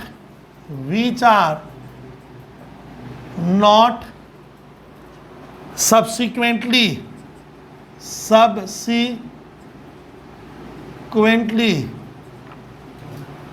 recoverable. है बड़ा इजी है, खाली सर को रिकवरेबल। अच्छा सुन ले भाई कुल्टिया, जब हम लोग क्या कर रहे थे उस क्या बोलते हैं इन्वेंट्री को, जब मैंने परचेज किया तो मालूम है कभी कभी गवर्नमेंट आपसे क्या करती है, ड्यूटी और टैक्स लेती है। ड्यूटी जो आपको देना ही पड़ेगा। ड्यूटी और टैक्स का फर्क सुन, ड्यूटी वो है जो आपको हर हाल में देना ही पड़ेगा, ये सबकी ड्यूटी आपको देना पड़ता है। तो मान ले बॉयज कुल्टिया, जब मैं गुड्स खरीद के लाया इन्वेंट्री, तो मुझको कुछ ड्यूटी गवर्नमेंट को क्या करना पड़ा, देना पड़ा। सर ड्यूटी देना पड़ सकता, हाँ मैं फॉरेन से ला रहा हूँ, कहाँ से, इंपोर्ट ड्यूटी है, उसको कस्टम ड्यूटी कहते हैं, बेसिक कस्टम ड्यूटी, BCD लगता है, बेसिक कस्टम ड्यूटी। तुम गवर्नमेंट जब इंडिया की बाउंड्री में लाया, मोदी जी पकड़े, बोले भैया यहाँ सामान कैसे ला रहा है, यहाँ का इंडस्ट्री बंद करेगा क्या तुम, तो ला मेरे को 20,000 क्या कर ड्यूटी देना पड़ेगा, तब इंडिया की बाउंड्री में भीतर कर, नहीं तो बाहर से ही ले जा सामान, कस्टम पोर्ट से ही क्या करो ले जाओ अपना। तो वो ड्यूटी तेरे को देनी पड़ेगी, भले तुम कितने ही बड़े इंसान क्यों ना हो। यानी ये ड्यूटी है, इट्स ए मोरल ड्यूटी, हर कोई क्या करेगा, देगा। अमीर आदमी तब भी उसको ये ड्यूटी देनी है। तो वो ड्यूटी मैंने जो दी और वो मुझे गवर्नमेंट वापस नहीं करेगा। सरकार बोला देखिए भैया लगेगा दे दीजिए, वापस नहीं होगा ये। अगर वापस नहीं होगा तो मेरे सामान के वस्तु में क्या होगा, ऐड हो जाएगा, वो लिखा है। लेकिन अगर वो वापस हो जाएगी, सर सवाल में लिखा है ड्यूटी सरकार वापस दे देगी, तो ऐड मत कर लिया तो वापस लेस करना पड़ता है सवाल में। तो आपको जब मैं सवाल दूंगा तो उसमें ड्यूटी ऐड करेंगे। कौन सा ड्यूटी, नॉन रिफंडेबल ना रिफंडेबल, नॉन जो वापस नहीं मिलेगा वो उसके वैल्यू में ऐड हो जाएगा। ड्यूटी एक एग्जांपल दे दिए, कौन सा, कस्टम ड्यूटी। उस समय एक BCD लगता है, बेसिक कस्टम ड्यूटी, तो वो आपको देना पड़ेगा। टैक्स अगर कुछ लगा है और जो वापस, सर ये टैक्स ये बोला, सर नहीं समझा। मान ले हमारा म्यूनसिपलिटी है, मैं जब सामान लाया म्यूनसिपलिटी पकड़ लिया, बोला बबलू भैया सामान यहाँ ला रहे हो लॉरी से, 1,000 रुपया लॉरी का क्या होगा, अरे देना पड़ेगा लाते समय। तो वो सामान लाते समय लग रहा है, तो वो जो मैंने टैक्स दिया वो क्या होगा, और वो लोग मुझे वापस नहीं करेगा। इसको एंट्री टैक्स कहते हैं। जब दिल्ली उली में सुने होगे, हरियाणा के वहाँ बॉर्डर बंद हो जाता है, गाड़ी जब आएगा तो क्या देना पड़ेगा, ड्यूटी। आप हरियाणा से दिल्ली में आ रहे हो तो भैया वहाँ का CM बोला ना ना हरियाणा में रहे, काहे का दिल्ली में, हमारा तो स्टेट अलग अलग है, बाउंड्री है, चेक पोस्ट है, तो आपको कोई टैक्स वगैरह गवर्नमेंट चार्ज कर दिया तो वो क्या होगा। लेकिन ये इनकम टैक्स की बात नहीं हो रही है, कौन सी, वो लाते समय कोई टैक्स कोई लगा, कोई भी ले, गवर्नमेंट ले या कोई, वो उसमें ऐड होगा। लेकिन वो मिल रहा है तो ऐड मत करना। तो आपको यार ना ड्यूटी एंड टैक्सेस हम ऐड कर देंगे, DT बोल के। सर सवाल में देगा पक्का, हाँ पक्का रहेगा, मैं जितने साल कराऊंगा रहेगा सर। सर इसके अलावा अदर एक्सपेंडिचर, ये देखो यहाँ मैं, मेरे को भी नहीं आता है क्या बोलना चाह रहा है। बोला है अदर एक्सपेंडिचर कुछ है तो विद्यार्थी लेगा, लेकिन क्या आप बताओ तो सही। अदर एक्सपेंडिचर डायरेक्टली, यहाँ पे मैं डायरेक्टली का आज मीनिंग समझाऊंगा। एट्रीब्यूटेबल, बड़ा मजा आएगा समझकर। Directly attributable to the purchase. Sir ये मैं समझा ही नहीं सवाल में, सुनिए सुनिए भाई अब सैप हमारा लाते समय परचेज प्राइस जो लगा वो लिख, गवर्नमेंट कोई ड्यूटी टैक्स ले ली वो ऐड करेंगे और वापस मिलेगा तो लेस, यार लेना ही मत अगर वापस मिलेगा। लेकिन ये क्या है, बोलता है सैप, मुझे सुनो ना, कोई भी खर्चा जो उस, सुन ही रहे तुम, जो उस परचेज से क्या है रिलेटेड है वो है तो ये है, नहीं तो नहीं, तब ले लेंगे। देख इंग्लिश में नहीं बना, अदर एक्सपेंडिचर, सर समझ में आ रहा है, लेकिन ये क्या है डायरेक्टली लिखा है, आप चीज सुन नहीं रहे। एट्रीब्यूटेबल मैंने क्या, वो घटना घटी है तो ये भी घटेगा, तब उसको आप ले लेना, अदरवाइज नहीं लेंगे। सर मान ले वो घटना क्या घटी, एग्जाम्पल लिख देते हैं। मान ले तुम बोलेगा मैं दिल्ली से वेस्ट बंगाल में गुड्स लाऊंगा, तो भैया लॉरी का भाड़ा दे, लॉरी का, तो बता घटना कौन सी, घटना कौन सी घटी, गुड्स लाने वाली, ये मेरी मेजर घटना है और उससे संबंधित हुआ है, एंसिलरी कहते हैं उसको, वो यानी तुम लाओगे तो वो भाड़ा लगेगा, तो वो भाड़ा उसी से संबंधित है, उसी से, तो वो उस गुड्स के लागत में क्या होगा। ओ सर कहने का मतलब है यहाँ पे बोलना चाह रहे हैं ये लोग, other expenditure directly attributable to the purchase, जो उससे क्या कर रहा है। लेकिन मान ले आते समय मैं ऊटी मनाली घूम के आऊंगा और भाड़ा उड़ा और लगेगा, वो उससे संबंधित है कहाँ, वो से होता, आप जबरदस्ती का क्रिएट कर रहे हो, वो भाड़ा उसमें थोड़ी ऐड करूंगा। जो गुड्स को लाते समय बोलता है, एकदम लाइन को मिला, कितना बढ़िया लाइन लिखा, अदर एक्सपेंडिचर डायरेक्टली एट्रीब्यूटेबल, जो उससे अटैच, एट्रीब्यूटेबल का मतलब यहाँ अटैच टू द परचेज है। सर एक दो एग्जांपल लिखवा दो तो इसका सवाल में छूट जाएगा। मेरा मैथ में बेसी तो नहीं है, लेकिन मैं एक दो ढूंढ ढांड के लिखा हूँ। सर लिख लीजिए कौन सा इसका एग्जाम्पल है, बस मुझे बोलने दीजिए। फ्रेट इनवर्ड, सैप यानी भाड़ा क्या होगा भैया ऐड कर देना। सर और देखिए ये सब कहीं मिलेगा नहीं आपको जो मैं लिखवा रहा हूँ। ट्रांजिट इंश्योरेंस, सैप जब तुम गुड्स ला रहा था तो तेरे को डर लग रहा था, डर किस चीज़ का, कि भैया गुड्स का कुछ रास्ते में हो जाएगा तो मुझे कौन बचाएगा। तो सरकार क्या कहती है, बोला सर गुड्स मंगाइए दिल्ली से लेकिन इंश्योरेंस करवा लो। क्या, तो वो इंश्योरेंस क्यों करवा रहा हूँ, क्योंकि मैं वो गुड्स ला रहा हूँ, अन्यथा तो वो ट्रांजिट इंश्योरेंस समझा क्या होता है। जब रास्ते में गुड्स आ रहा है, तेरे को लग रहा है मेरा लॉरी उरी का क्या होगा, सामान चोरी हो सकता है या नष्ट हो जाएगा, तो करा ले, इसका इंश्योरेंस होता है, मालूम है। तो वो कॉस्ट क्यों हुआ, क्योंकि ये खरीदे तब वो इंश्योरेंस करवाया ना। अच्छा ये इंश्योरेंस किसका हो रहा है, गुड्स लाते समय नुकसान होगा तो इंश्योरेंस, वो खर्चा उसमें जोड़ देंगे आप, क्लियर कीजिएगा। सर और एक तो लिखवा दोगे आप। हाँ बाइंग कमीशन, सर नहीं पल्ले पड़ रहा है, बता रहा हूँ गर्ल्स, बाइंग कमीशन जो नेसेसरी है, एक्सक्लूसिवली नेसेसरी है, ये भी लिख दे।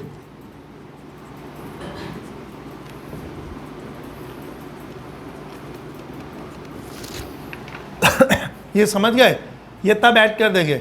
अब भाई उपाध्याय समझा, अब बाइंग कमीशन का मतलब हो रहा है जब मैं सामान खरीद रहा हूँ, कहाँ से खरीदेंगे साहब, दिल्ली में मेरा एक एजेंट है, फोन किया, वो एजेंट ही खरीदवा के देता है, उस एजेंट के बिना मैं खरीद, तो एजेंट बोला बबलू भैया मेरा 5,000 रुपया कमीशन रख दीजिएगा, तो वो कमीशन की मात्रा उसके बगैर होगा ही नहीं काम मेरा, वो कमीशन उसमें क्या होगा ऐड करना पड़ेगा। तो डैट इज कौन सा बाइंग कमीशन जो आप दिए, मान ली ये खरीद के दे रही है और मैं, ये मेरी एजेंट है और इसके बिना मैं खरीद, तब वो कमीशन तो क्या करना पड़ेगा, हर हाल में देना होगा। मैं चाहूँगा डायरेक्ट खरीदना, मुझे नहीं मिलेगा, ये ला कर देगी, तो ये मुझसे क्या मांग रही है, तो वो कमीशन आप गुड्स में जोड़ दीजिएगा, जो एक्सक्लूसिवली क्या है सैप, अरे जरूरी है। अच्छा कंटेनर का भाड़ा जोड़ देंगे, ओ सर कॉस्ट ऑफ कंटेनर, सैप जिसमें सामान आएगा, मान ले मैं क्या बोलो उसको केमिकल मंगवा रहा हूँ, बड़े बड़े जार में आएंगे, तो दिल्ली वाला क्या बोला, बोला जार भेजो सर, क्या भेजो, तो जार में भेजूंगा कहाँ से, मतलब तुम ही भेज, तेरा कंपनी है, तुम लोग तो जार बनाता ही होगा। बोला बबलू भैया जार आ जाएगा लेकिन उसका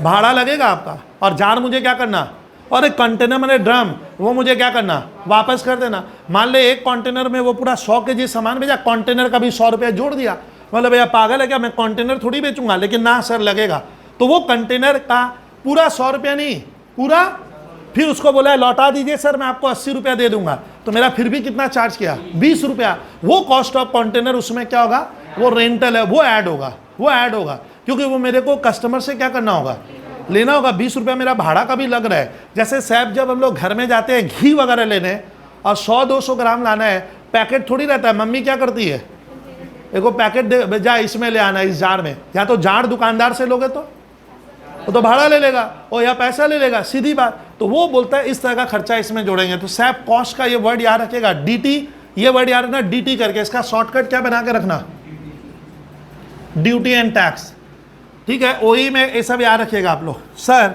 तो कॉस्ट कैसे निकालते हैं? आपका कहने का मतलब खाली यही होगा? अरे साहब खाली क्या यही होगा? तो ना ना, अरे सुन नहीं रहा है सर को सुनना। लिखिए, अब लिखिए बट अब लिखा हुआ है एएस कहता है इसको मत लेना, बट एक्सक्लूड्स, ये नहीं लिया जाता है कॉस्ट में। सर कौन सा नहीं लेंगे?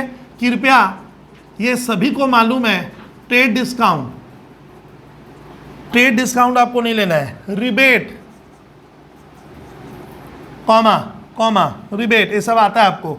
ड्यूटी ड्रॉबैक, बच्चा बोला सर ड्यूटी ड्रॉबैक मैं नहीं जानता हूं, वो हो जाएगा duty drawback. Subsidies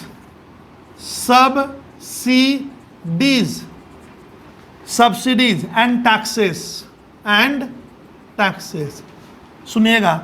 which are subsequently, ये बहुत इंपॉर्टेंट लाइन है, सवाल बनेगा नहीं। सब्सिक्वेंटली सुनिएगा, सब्सिक्वेंटली रिकवरेबल। देखो तो गर्ल्स उल्टियाँ बता पाएगी क्या? नहीं लेंगे। हम लोग 11 में याद कर, मेरे को बोलने था ट्रेड डिस्काउंट आता था ना कभी परचेज डे बुक में, तो हम लोग क्या करते थे? लेस करते थे, लेस ट्रेड डिस्काउंट इतना, तो हमारा वस्तु का दाम क्या होता था? तो वही चीज़ बोला है कि अगर खरीदते समय मुझे कोई ट्रेड डिस्काउंट दिया है, कौन? वही मैन्युफैक्चरर या डीलर, तो वो ट्रेड डिस्काउंट आप अपने कॉस्ट से लेस कर दीजिएगा। नेचुरल चीज़ है सर, ये नेचुरल है एकदम। फिर कोई रिबेट आपको मिला है, रिबेट मतलब वही एक तरह का, मान ले मोर और लेस सेम है, तो रिबेट मैंने राहत, कोई छूट, वो लेस कर दो। गवर्नमेंट आपका ड्यूटी ड्रॉबैक कर दी। ड्यूटी मैंने गवर्नमेंट को ही लाते समय सरकार मेरे पे कोई चार्ज लगाए, बबलू भैया 100 रुपया ड्यूटी देना होगा, बट वो ड्यूटी ड्रॉबैक मैंने हटा दिया है, तो मेरा तो पैसा लगा कि नहीं लगा, तो वो लेस कर देना अगर जुड़ा हुआ है तो। लेकिन मज़ेदार कहानी इसके ऊपर है सर, ये क्या है? सब्सिडी एंड टैक्सेस, जो गवर्नमेंट आपको वापस कर देगी। अरे भाई लाते समय साहब मुझसे गवर्नमेंट कस्टम ड्यूटी लिया, नहीं बोले थे सर, जब फॉरेन से लाए वो ड्यूटी मुझे क्या किया? वो पहले तो ले लिया, फिर सरकार बोला सर ये पैसा आपका वापस 1 महीना में रिटर्न कर दिया, तो वो उस कॉस्ट में क्या नहीं होगा? ऐड नहीं होगा, वो तो मिल गया। साहब बता, घर में हम लोग गैस खरीदते हैं, गैस का सिलेंडर 900 रुपया दाम है, सेंट्रल गवर्नमेंट कहती है अभी 900 दे दीजिए, बबलू भैया बाद में 200 हम आपके खाते में जमा करवा देंगे।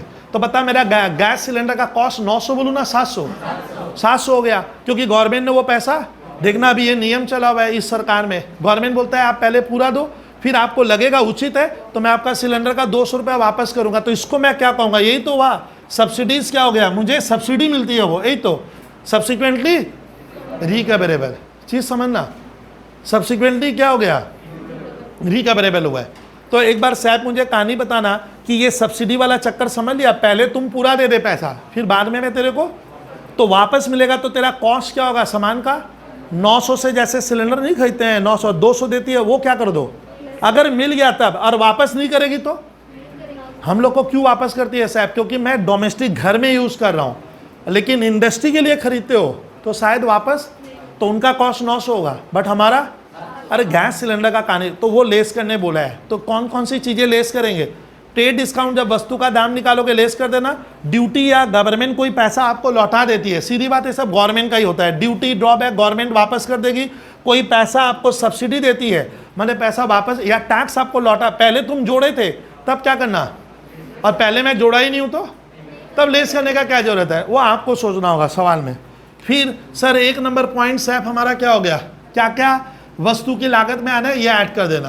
फिर उसके बाद हमें लेने बोला है कॉस्ट ऑफ कन्वर्सन, ये लेना बहुत जरूरी है। कॉस्ट ऑफ, सुनिए इसका मीनिंग है साहब, कॉस्ट ऑफ कन्वर्सन का मतलब हो रहा है कि भाई कोई दुकानदार तो क्या करता है, उपाध्याय सामान लाकर बेचेगा। मान ले मैं ये मार्कर पेन लाकर बेचता हूँ, मेरी दुकान में तो लाया, तो ये मुझे दाम बता ही दी थी 30 रुपया 40 रुपया जो भी है, तो मैं तो लाकर बेच रहा हूँ। लेकिन जो बनाएगा, तो साहब जो बनाएगा वो तो कभी भी रेडीमेड गुड्स क्या नहीं करता है, खरीदता नहीं है बना बनाया। वो तो बोला बबलू भैया मेरा तो ये रॉ मटेरियल का दाम है। किसका दाम है? रॉ मटेरियल वगैरह। तो लेकिन मैं तो फैक्ट्री में लाकर क्या करूँगा? बनाऊंगा। बनाने का मतलब होता है कन्वर्सन। कन्वर्सन में आकार बदलना, तो मैं तो आकार बदल कर बेचूंगा, ऐसे तो कोई खरीदेगा नहीं। तो साहब जैसे घर में मम्मी गेहूं लाई, तो गेहूं से तो रोटी बनेगी नहीं, तो मम्मी गेहूं का आकार क्या करेगी? बदलेगी ना। कैसे बदलती है? पहले वो लोग देखना मैं साफ फूक करती है, फिर तेरे को बोली जा आटा, गरीब इंसान है तो आटा चक्की में जा, तो भैया इसका खर्चा है तो तेरा जाने का 10 रुपया लग सकता है, फिर आटा चक्की में पिसाई होकर लाओ। साहब समझ में आ रहा है? तो साहब ये जो आकार बदले, किसको, गेहूं में किस में बदला?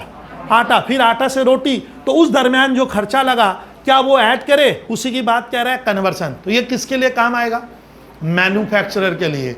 जो बना रहा है वो बोला बबलू भैया मेरा तो बहुत सा खर्चा लगता है, तब जाकर एक आकार मिलता है उसको, तब गेहूं किस में बदला? रोटी में। तो बीच वाला खर्चा क्या मैं जेब से थोड़ी दूंगा, तो ये मैं प्रोडक्ट में जोड़ू? गवर्नमेंट बोलता है हाँ जोड़। तो कॉस्ट ऑफ कन्वर्सन 2 वर्ड से बनेगा। किससे?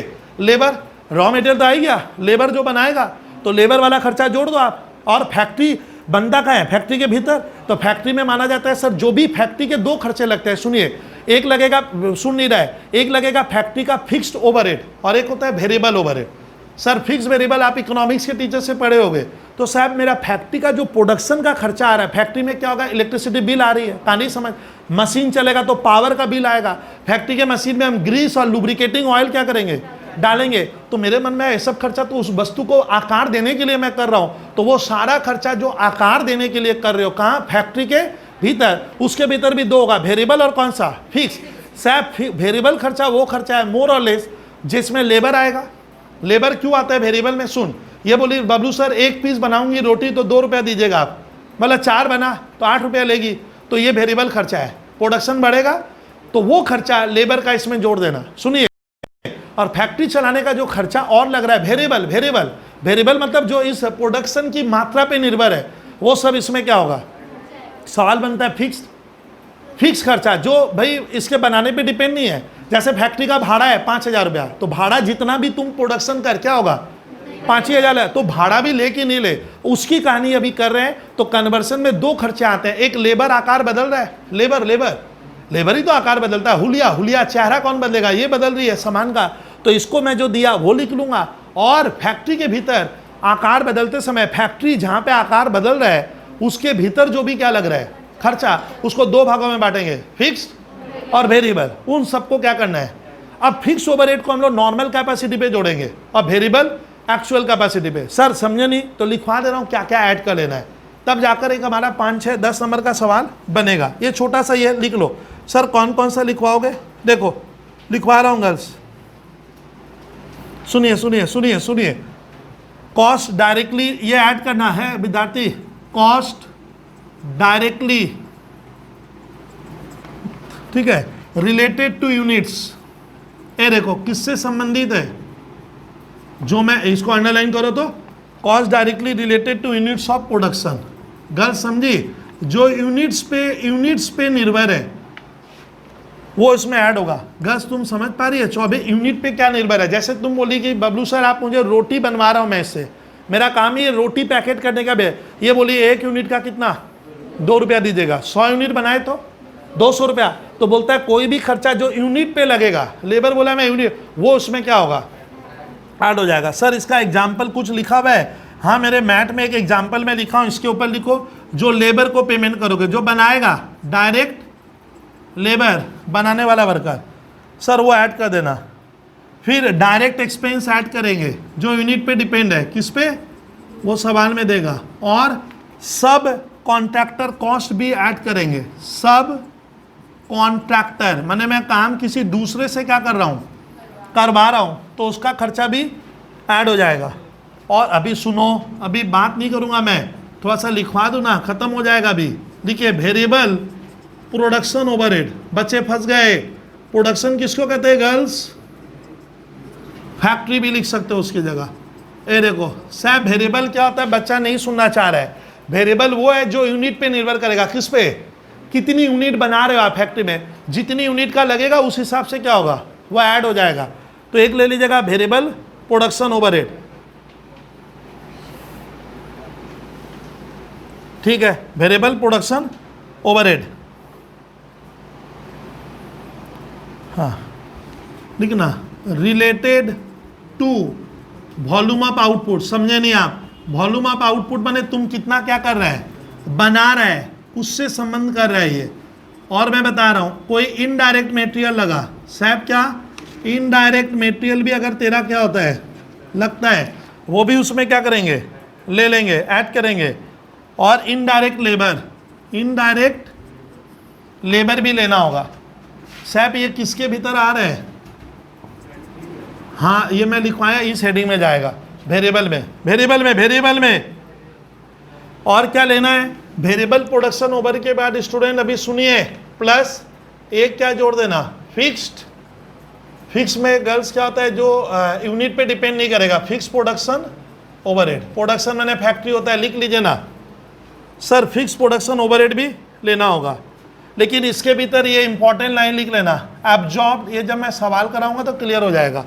Absorbed on the basis of normal capacity, ये सबसे काम का लाइन लिखवाए, ये अंडरलाइन कर लेना, नॉर्मल कैपेसिटी। सुनिए, इसको अंडरलाइन कर लेना। एक बार गर्ल्स कुल्टिया सर क्या कह रहे हैं कि तुम अगर प्रोडक्ट को बनाकर बेचती है ना खुद, तो मेरी मोटी बात सुनेगी, आप डायरेक्ट लेबर का खर्चा ले लेना। डायरेक्ट लेबर कौन है? जो अपने हाथों से बनाएगा, तुम उसको वेजेस तो देगी, वो लेना है। अच्छा, तब अकाउंटेंट का सैलरी ले ना, वो डायरेक्टली क्या नहीं है उससे। अच्छा, अकाउंटेंट ऐसे थोड़ी बोलता है कि सर एक पीस बनेगा तो मेरी सैलरी 20 रुपया होगी, तो उसका सैलरी किस पे डिपेंड नहीं है? यूनिट पे नहीं है। तो मैंने क्या बोला, जो चीज़ यूनिट पे ली जाती है वो होगी डायरेक्ट लेबर। नाम याद कर ले, सब कॉन्ट्रैक्ट कॉस्ट। मैं ये अपना काम, मैं इसको काम दिया, सुनना, ये दूसरे से रोटी का काम करवा ली तो बिल तो मेरे में ही जोड़ेगी, तो वो भी मेरा कॉस्ट में आएगा। उसको कहते हैं कौन सा कॉस्ट? दूसरे को दे दिए। चलिए सर, ये याद कर ले, फैक्ट्री में कॉस्ट खर्चा 2, फिक्स और वेरिएबल। ये वेरिएबल ले लेना सारा। वेरिएबल क्या होता है सैप? हाँ, ज़्यादा यूनिट ज़्यादा लगेगा, कम यूनिट वो क्या हो गया? वो वेरिएबल हुआ। चीज़ समझ तुम ध्यान से, वो वेरिएबल है। और बोलता है कि मज़ेदार कहानी है, ऑफिस नहीं है फैक्ट्री का, फिक्स प्रोडक्शन ओवरहेड। कहाँ का लेंगे? प्रोडक्शन में नहीं होता है फैक्ट्री। बोलता है इसको नॉर्मल कैपेसिटी पे लेते हैं। किस पे लेना होगा सर? ये नॉर्मल कैपेसिटी साहब वो कैपेसिटी है जो सम्स में आपको बता देगा। जैसे साहब मान ले 24 घंटे का दिन होता है, तो तुम तो बोलेगा बबलू भैया आप 24 घंटा ही पढ़ा सकते हो, तो वो हो गया मैक्सिमम कैपेसिटी, जो मैं कभी भी जिंदगी में हासिल नहीं करेगा। कोई ये बोलूँगा मैं 24 घंटा तुम पढ़ ही सकती है, तो इसका आप कहना क्या चाह रहे हो? सुबह 6 से लेकर नेक्स्ट सुबह 6 तक पढ़ो, तो इसका ना सर साहब पॉसिबल नहीं है ना। लेकिन ये इसकी कौन सी कैपेसिटी है? मैक्सिमम। हम लोग किसकी बात कर रहे हैं? पापा बोले भैया देख तुम दिन भर में 8 घंटा तो पढ़ ही सकती है, ये उसका नॉर्मल कैपेसिटी है। मान ले इतना काम उम्मीद कर रहे हैं, तो बोलता है फिक्स्ड ओवरहेड आपको नॉर्मल कैपेसिटी पे लेना है कि आप कितना नॉर्मली, वो सवाल में क्या रहेगा। और मैं जब एक सवाल कराऊंगा तो उस समय मुझे ये मत पूछेगा कि आप ये ऐड क्यों किए कॉस्ट में। मैं अभी बोल दे रहा, ये सब क्या करने बोला है? ऐड का। इसको कन्वर्सन में 2 कॉस्ट होता है, लेबर और फैक्ट्री का खर्चा। क्या? लेबर जो लेगा, आकार बदलने का लेबर लगता है, और कहाँ? फैक्ट्री के भीतर, वो उसमें क्या कर देना आप लोग? ऐड कर देना। और लास्ट बोला है 3 का रूल होता है, ये 3 नंबर। कुछ अदर कॉस्ट और है जो कभी कभी सुन नहीं रहे हो, थोड़ा मेहनत होगा, लिखिए अदर कॉस्ट।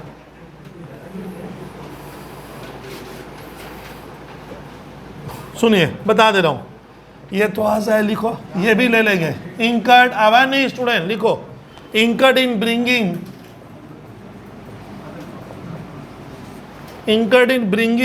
द इन्वेंट्री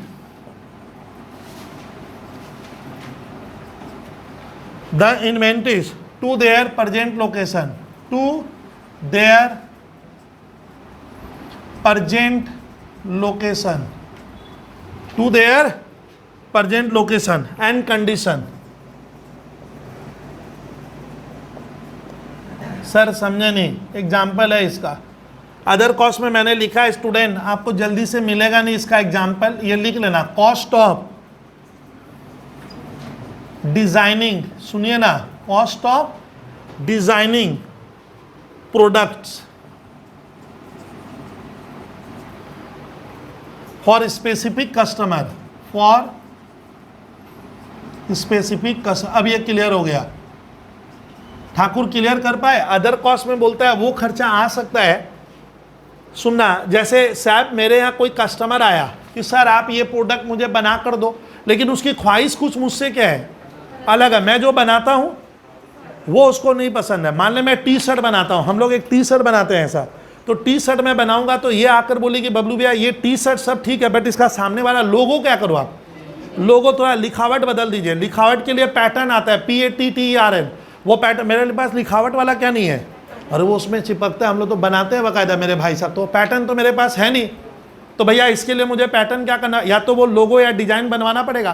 तो बोलता है कभी कोई ऐसा खर्चा लगा है कस्टमर के कहने पे आप वो कर तो देते हो कि तो देख cost of designing product for क्या, कोई कस्टमर कोई अलग डिजाइन चाहता है, भैया तुम पैसा दे दे, तो वो उसके कॉस्ट में क्या होगा, वो ऐसा बोला। इसको किस में डाल दिए, अदर कॉस्ट में लिखा हूँ, ये लिखा हुआ है मैट में सर, इंड एस में बोला अदर कॉस्ट लीजिएगा, ठीक है। तो और अदर कॉस्ट में याद रखिएगा, सुन लीजिएगा, जैसे एक आता है सर अदर कॉस्ट का एक एग्जांपल मैं और दे रहा हूं जो कहीं नहीं मिलेगा, ये भी ले सकते हो सर, एक वो एग्जांपल और दे दीजिए। तो देखो कंसाइनमेंट तुम लोग पढ़ाऊंगा ना तो क्लियर हो जाएगा, तुम लोग अभी नहीं समझ पाओगे।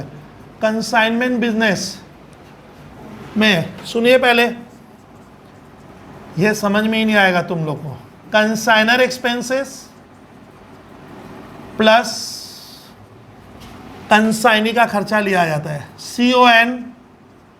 CONSIGNEE, consignee non recurring expense. मान लीजिए सर क्या है, हमें अभी सैप इतना इसमें नहीं उलझना है, क्योंकि मैं तुम लोग को ये खर्चा लेते हैं गस। इसका मतलब क्या होता है भाई, यहाँ पे 24 कंसाइनमेंट मतलब होता है मेरा, सुनना, मेरा दिल्ली में एक एजेंट है, वो मेरा सामान बेचेगा, तो मैं उसको पहले एजेंट बनाऊंगा तब ना।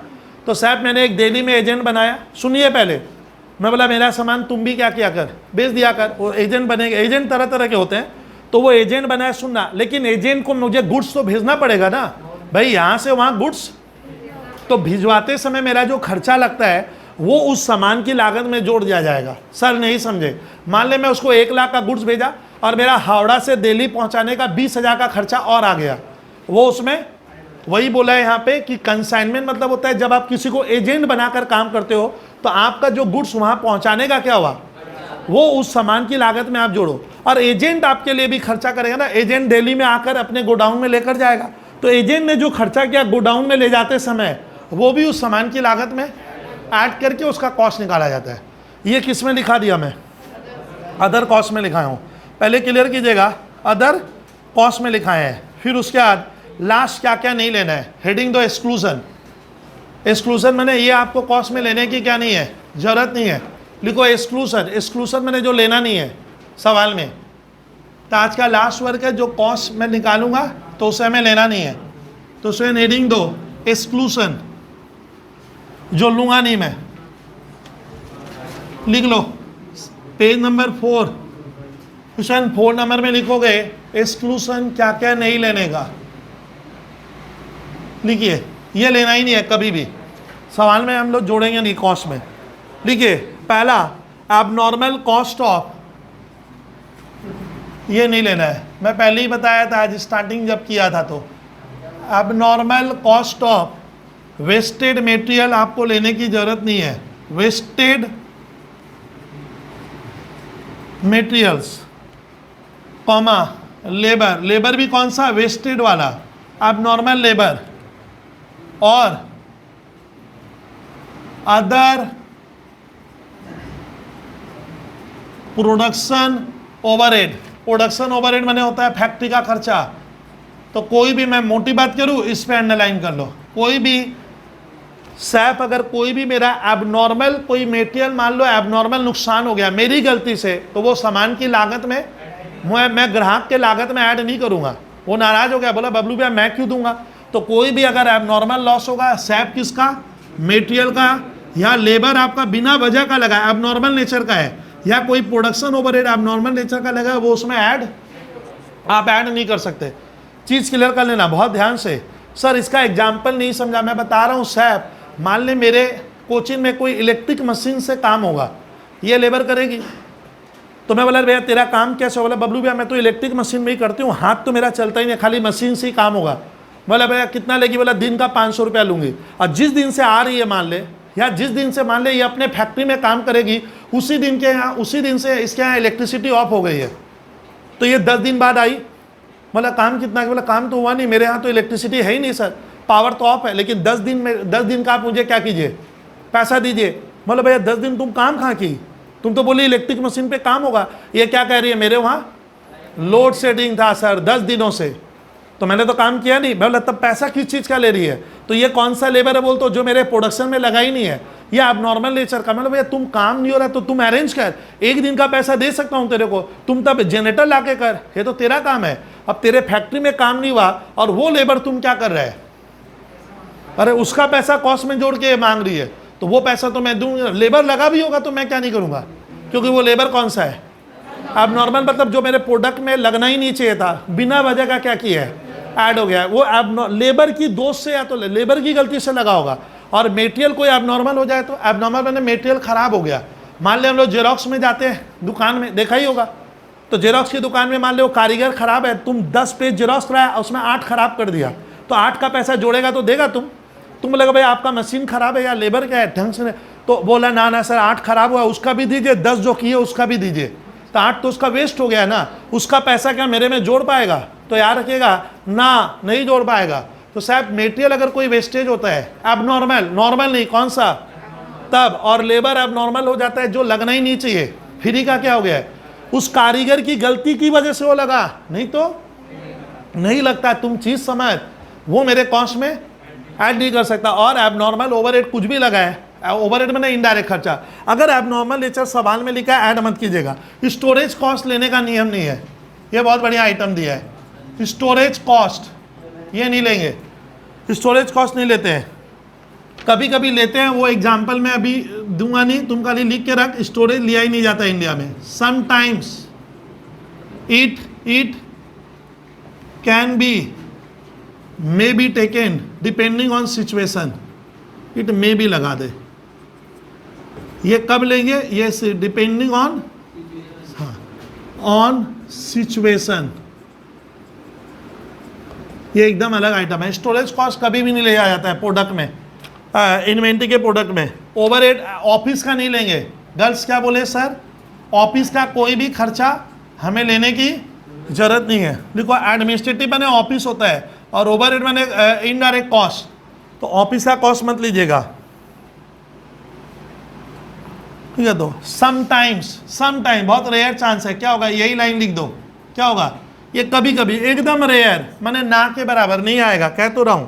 Selling on distribution cost, SAP ये क्या होता है? जब आप प्रोडक्ट क्या करोगे, बेचने से संबंधित खर्चा कोई भी सर इन्वेंट्री की लागत में हरगिज क्या नहीं होगा, ऐड नहीं होगा। क्यों बोलते हो? ये माना जाता है, इसका तो लॉजिक साफ है कि ये जब ये जो खर्चे लग रहे हैं, एक बार मैं देखूं झवर बता, तो झवर एक दोस्त को मैंने बोला भैया स्टोरेज वाला कॉस्ट क्यों नहीं लेंगे? स्टोरेज मतलब होता है, तो जब तुम ये लोहा का अलमीरा का दुकान देखा है रिश्रा में, बहुत सा है कि नहीं है? अरे हम लोग के यहाँ पे वो लोहा का अलमीरा भीतर रखा है, तो लोहा का अलमीरा मालूम है साहब, ये लोग रखा होगा 100 गो गोदरेज का, रोज बिक रहा है। मालूम है वो सब जगह का भाड़ा कितना है? इस जगह का मैं भाड़ा लूंगा उससे 8,000 रुपया, अलमीरा कॉटो रहेगा 10 ईटो, इसके भीतर कितना, फिर उसको निकाल, तो वो 10-10 हज़ार रुपया जो उसका क्या हो रहा है, स्टोरेज का खर्चा लग रहा है। मैं उसके दुकान में जब भी अलमीरा लेने जा रहा हूँ वो रेट बढ़ा देता है। कल 10,000 बोला, आज 3 दिन बाद गया, बोला बबलू भैया आप 10,600 हो गया। बोला भैया रेट तेरा क्यों बढ़ता है, रोज क्यों बढ़ जा रहा है? बोला बबलू भैया जो दुकान में मैं क्या किया हूँ, स्टोरेज किया हूँ, उसका भाड़ा देता हूँ, और वो भाड़ा में क्या कर रहा है, अलमीरा के कॉस्ट में क्या से ना वो ऐड।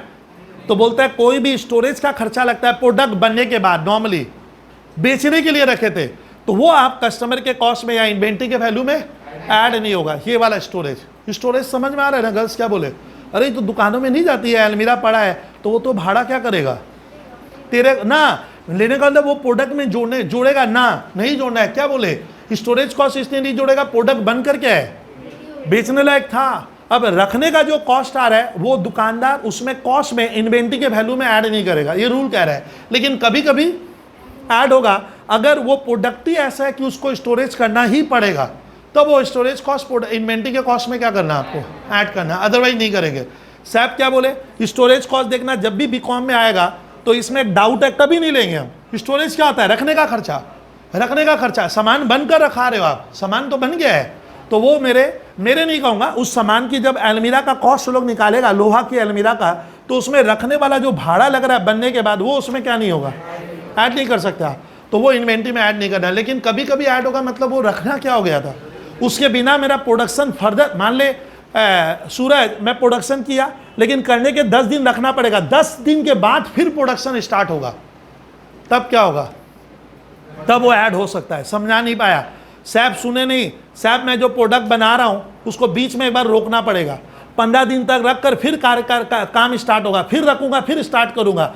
ओ बीच बीच में रखना अगर क्या हो जाता है, स्टोर करना अनिवार्य है, नहीं तो वो प्रोडक्ट बिकने लगे, तब शायद वो प्रोडक्ट के कॉस्ट में आपको ऐड करना है। अन्यथा बन के रेडी है और उसको मैं भीतर, जैसे चेयर टेबल में बेचता हूँ, यहाँ मैं रख दिया हूँ सोफा सेट और इसका भाड़ा है 20,000 रुपया, और वो मैं सोफा सेट में क्या कर दिया, ऐड कर दिया ना, नहीं चलेगा, क्योंकि प्रोडक्ट ऑलरेडी हाँ बना हुआ है। बने हुए प्रोडक्ट के ऊपर जो कॉस्ट खर्चा करते हो वो कॉस्ट में नहीं ऐड होता है, सीधी बात। तो इसीलिए अच्छा, ऑफिस का खर्चा कब लग रहा है, सामान बनने के बाद।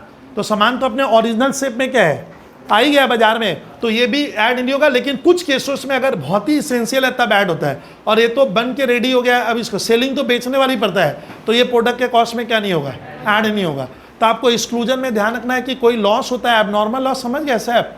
अरे एबनॉर्मल लॉस वो मटेरियल का लॉस है जो मेरी गलती से हुआ है, तो मैं प्रोडक्ट में जिसके लिए बना रहा हूँ अपने इन्वेंट्री में ऐड नहीं करूँगा, सीधी बात। एबनॉर्मल लेबर क्या मत करना, वो वाला वो देखो, एबनॉर्मल लेबर, कोई खर्चा ऐसा लेबर का लगा है जो लगना, वो उसमें क्या नहीं होगा। स्टोरेज कॉस्ट हम लोग जो रखने का जो जगह होता है, सब प्रोडक्ट को जैसे मैं यहाँ रखा हूँ, रखने का भी तो क्या है, कॉस्ट है, तो साहब रखने का कॉस्ट ऐड नहीं होगा, क्योंकि प्रोडक्ट ऑलरेडी अपने लोकेशन में क्या है, ओरिजिनल शेप में आ गया है, अब नहीं लगेगा। वो बनाने के लिए नहीं लग रहा है, बन के रेडी था, तो AS2 बोलता है उसको मत लीजिए। लेकिन कभी कभी लेना है। साहब क्या बोले, अगर आपको लग रहा है रखना इसलिए ज़रूरी है, फिर रख के फिर काम चालू होगा, फिर रखूँगा, फिर अगर ऐसा है जब तक मैंने कंप्लीशन स्टेज में लाने के पहले उसको रखना पड़ रहा है, तो वो रखने वाला कॉस्ट आप ग्राहकों से क्या करोगे, ऐड करोगे, वसूल करोगे। साहब इसका एग्जाम्पल है जो लोग मछली बेचते होंगे, मेरे हिसाब से फीस वो तो नष्ट हो जाएगा, तो वो क्या करता है, लाकर फ्रिज में बड़े बड़े डीप रेफ्रिजरेटर में रख दिया होगा, तो रखने का कॉस्ट नहीं आएगा, इलेक्ट्रिसिटी बिल नहीं आएगा, फीस तो सड़ जाएगी, तो वो उस कॉस्ट को क्या कर दिया, ऐड करके इन्वेंट्री का कॉस्ट निकाला है। उसके लिए मछली इन्वेंट्री हो सकती है मेरी नज़र में। ऐसा कुछ क्या है, लकड़ी को सुखाने के लिए स्टोरेज करना पड़ता है। जो लोग लकड़ी का ईंट खोला नहीं होता है, सॉरी, जहाँ पे लकड़ियाँ रहती है भीजी रहती है पहले, और मैं दरवाज़ा बनाऊंगा, मैं लूँगा ही नहीं, मैं देखा भीजा है, तो लोग को 6 महीना लॉक को क्या करना पड़ा भाई, लकड़ी के उस पूरे उसको रखना पड़ा है, रखने के बाद फिर निकाल कर फिर, तो शायद वो रखने का कॉस्ट वो चाहता है क्या हो जाए, हाँ ऐड करके मैं ले लूँ, वो ज़रूरी था वहाँ पे, नहीं तो उसका सेल नहीं होने वाला था।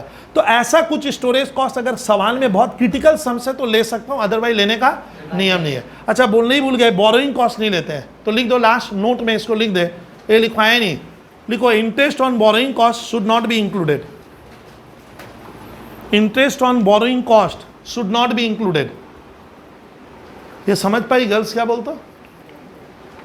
अच्छा ठीक है, बता दे रहा हूँ। अरे बोरोइंग मतलब होता है मैं उधार सुनो विद्यार्थी, मैं इसे 10 लाख रुपया लेकर सामान बना रहा हूँ, तो इसको ब्याज देंगे, तो ब्याज, वो ब्याज भी मैंने प्रोडक्ट में क्या कर दिया, बोलता है ना वो फाइनेंशियल कॉस्ट है, वो ऐड नहीं करेंगे। अरे उधार लेने का इसको ब्याज तो देना पड़ेगा ना, तो नॉर्मली इंड AS ये आता है, पहले इसका AS16 था बोरोइंग कॉस्ट का, तो बोरोइंग कॉस्ट का इंटरेस्ट क्या मत करना।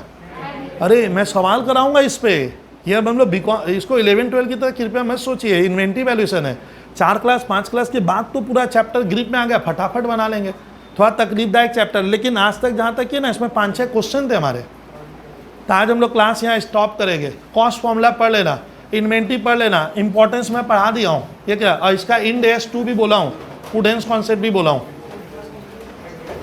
Thank you students. चलना ना बंद हो गया था, ये चैप्टर थोड़ा बोरिंग होगा क्योंकि CA के लिए करा रहा हूँ।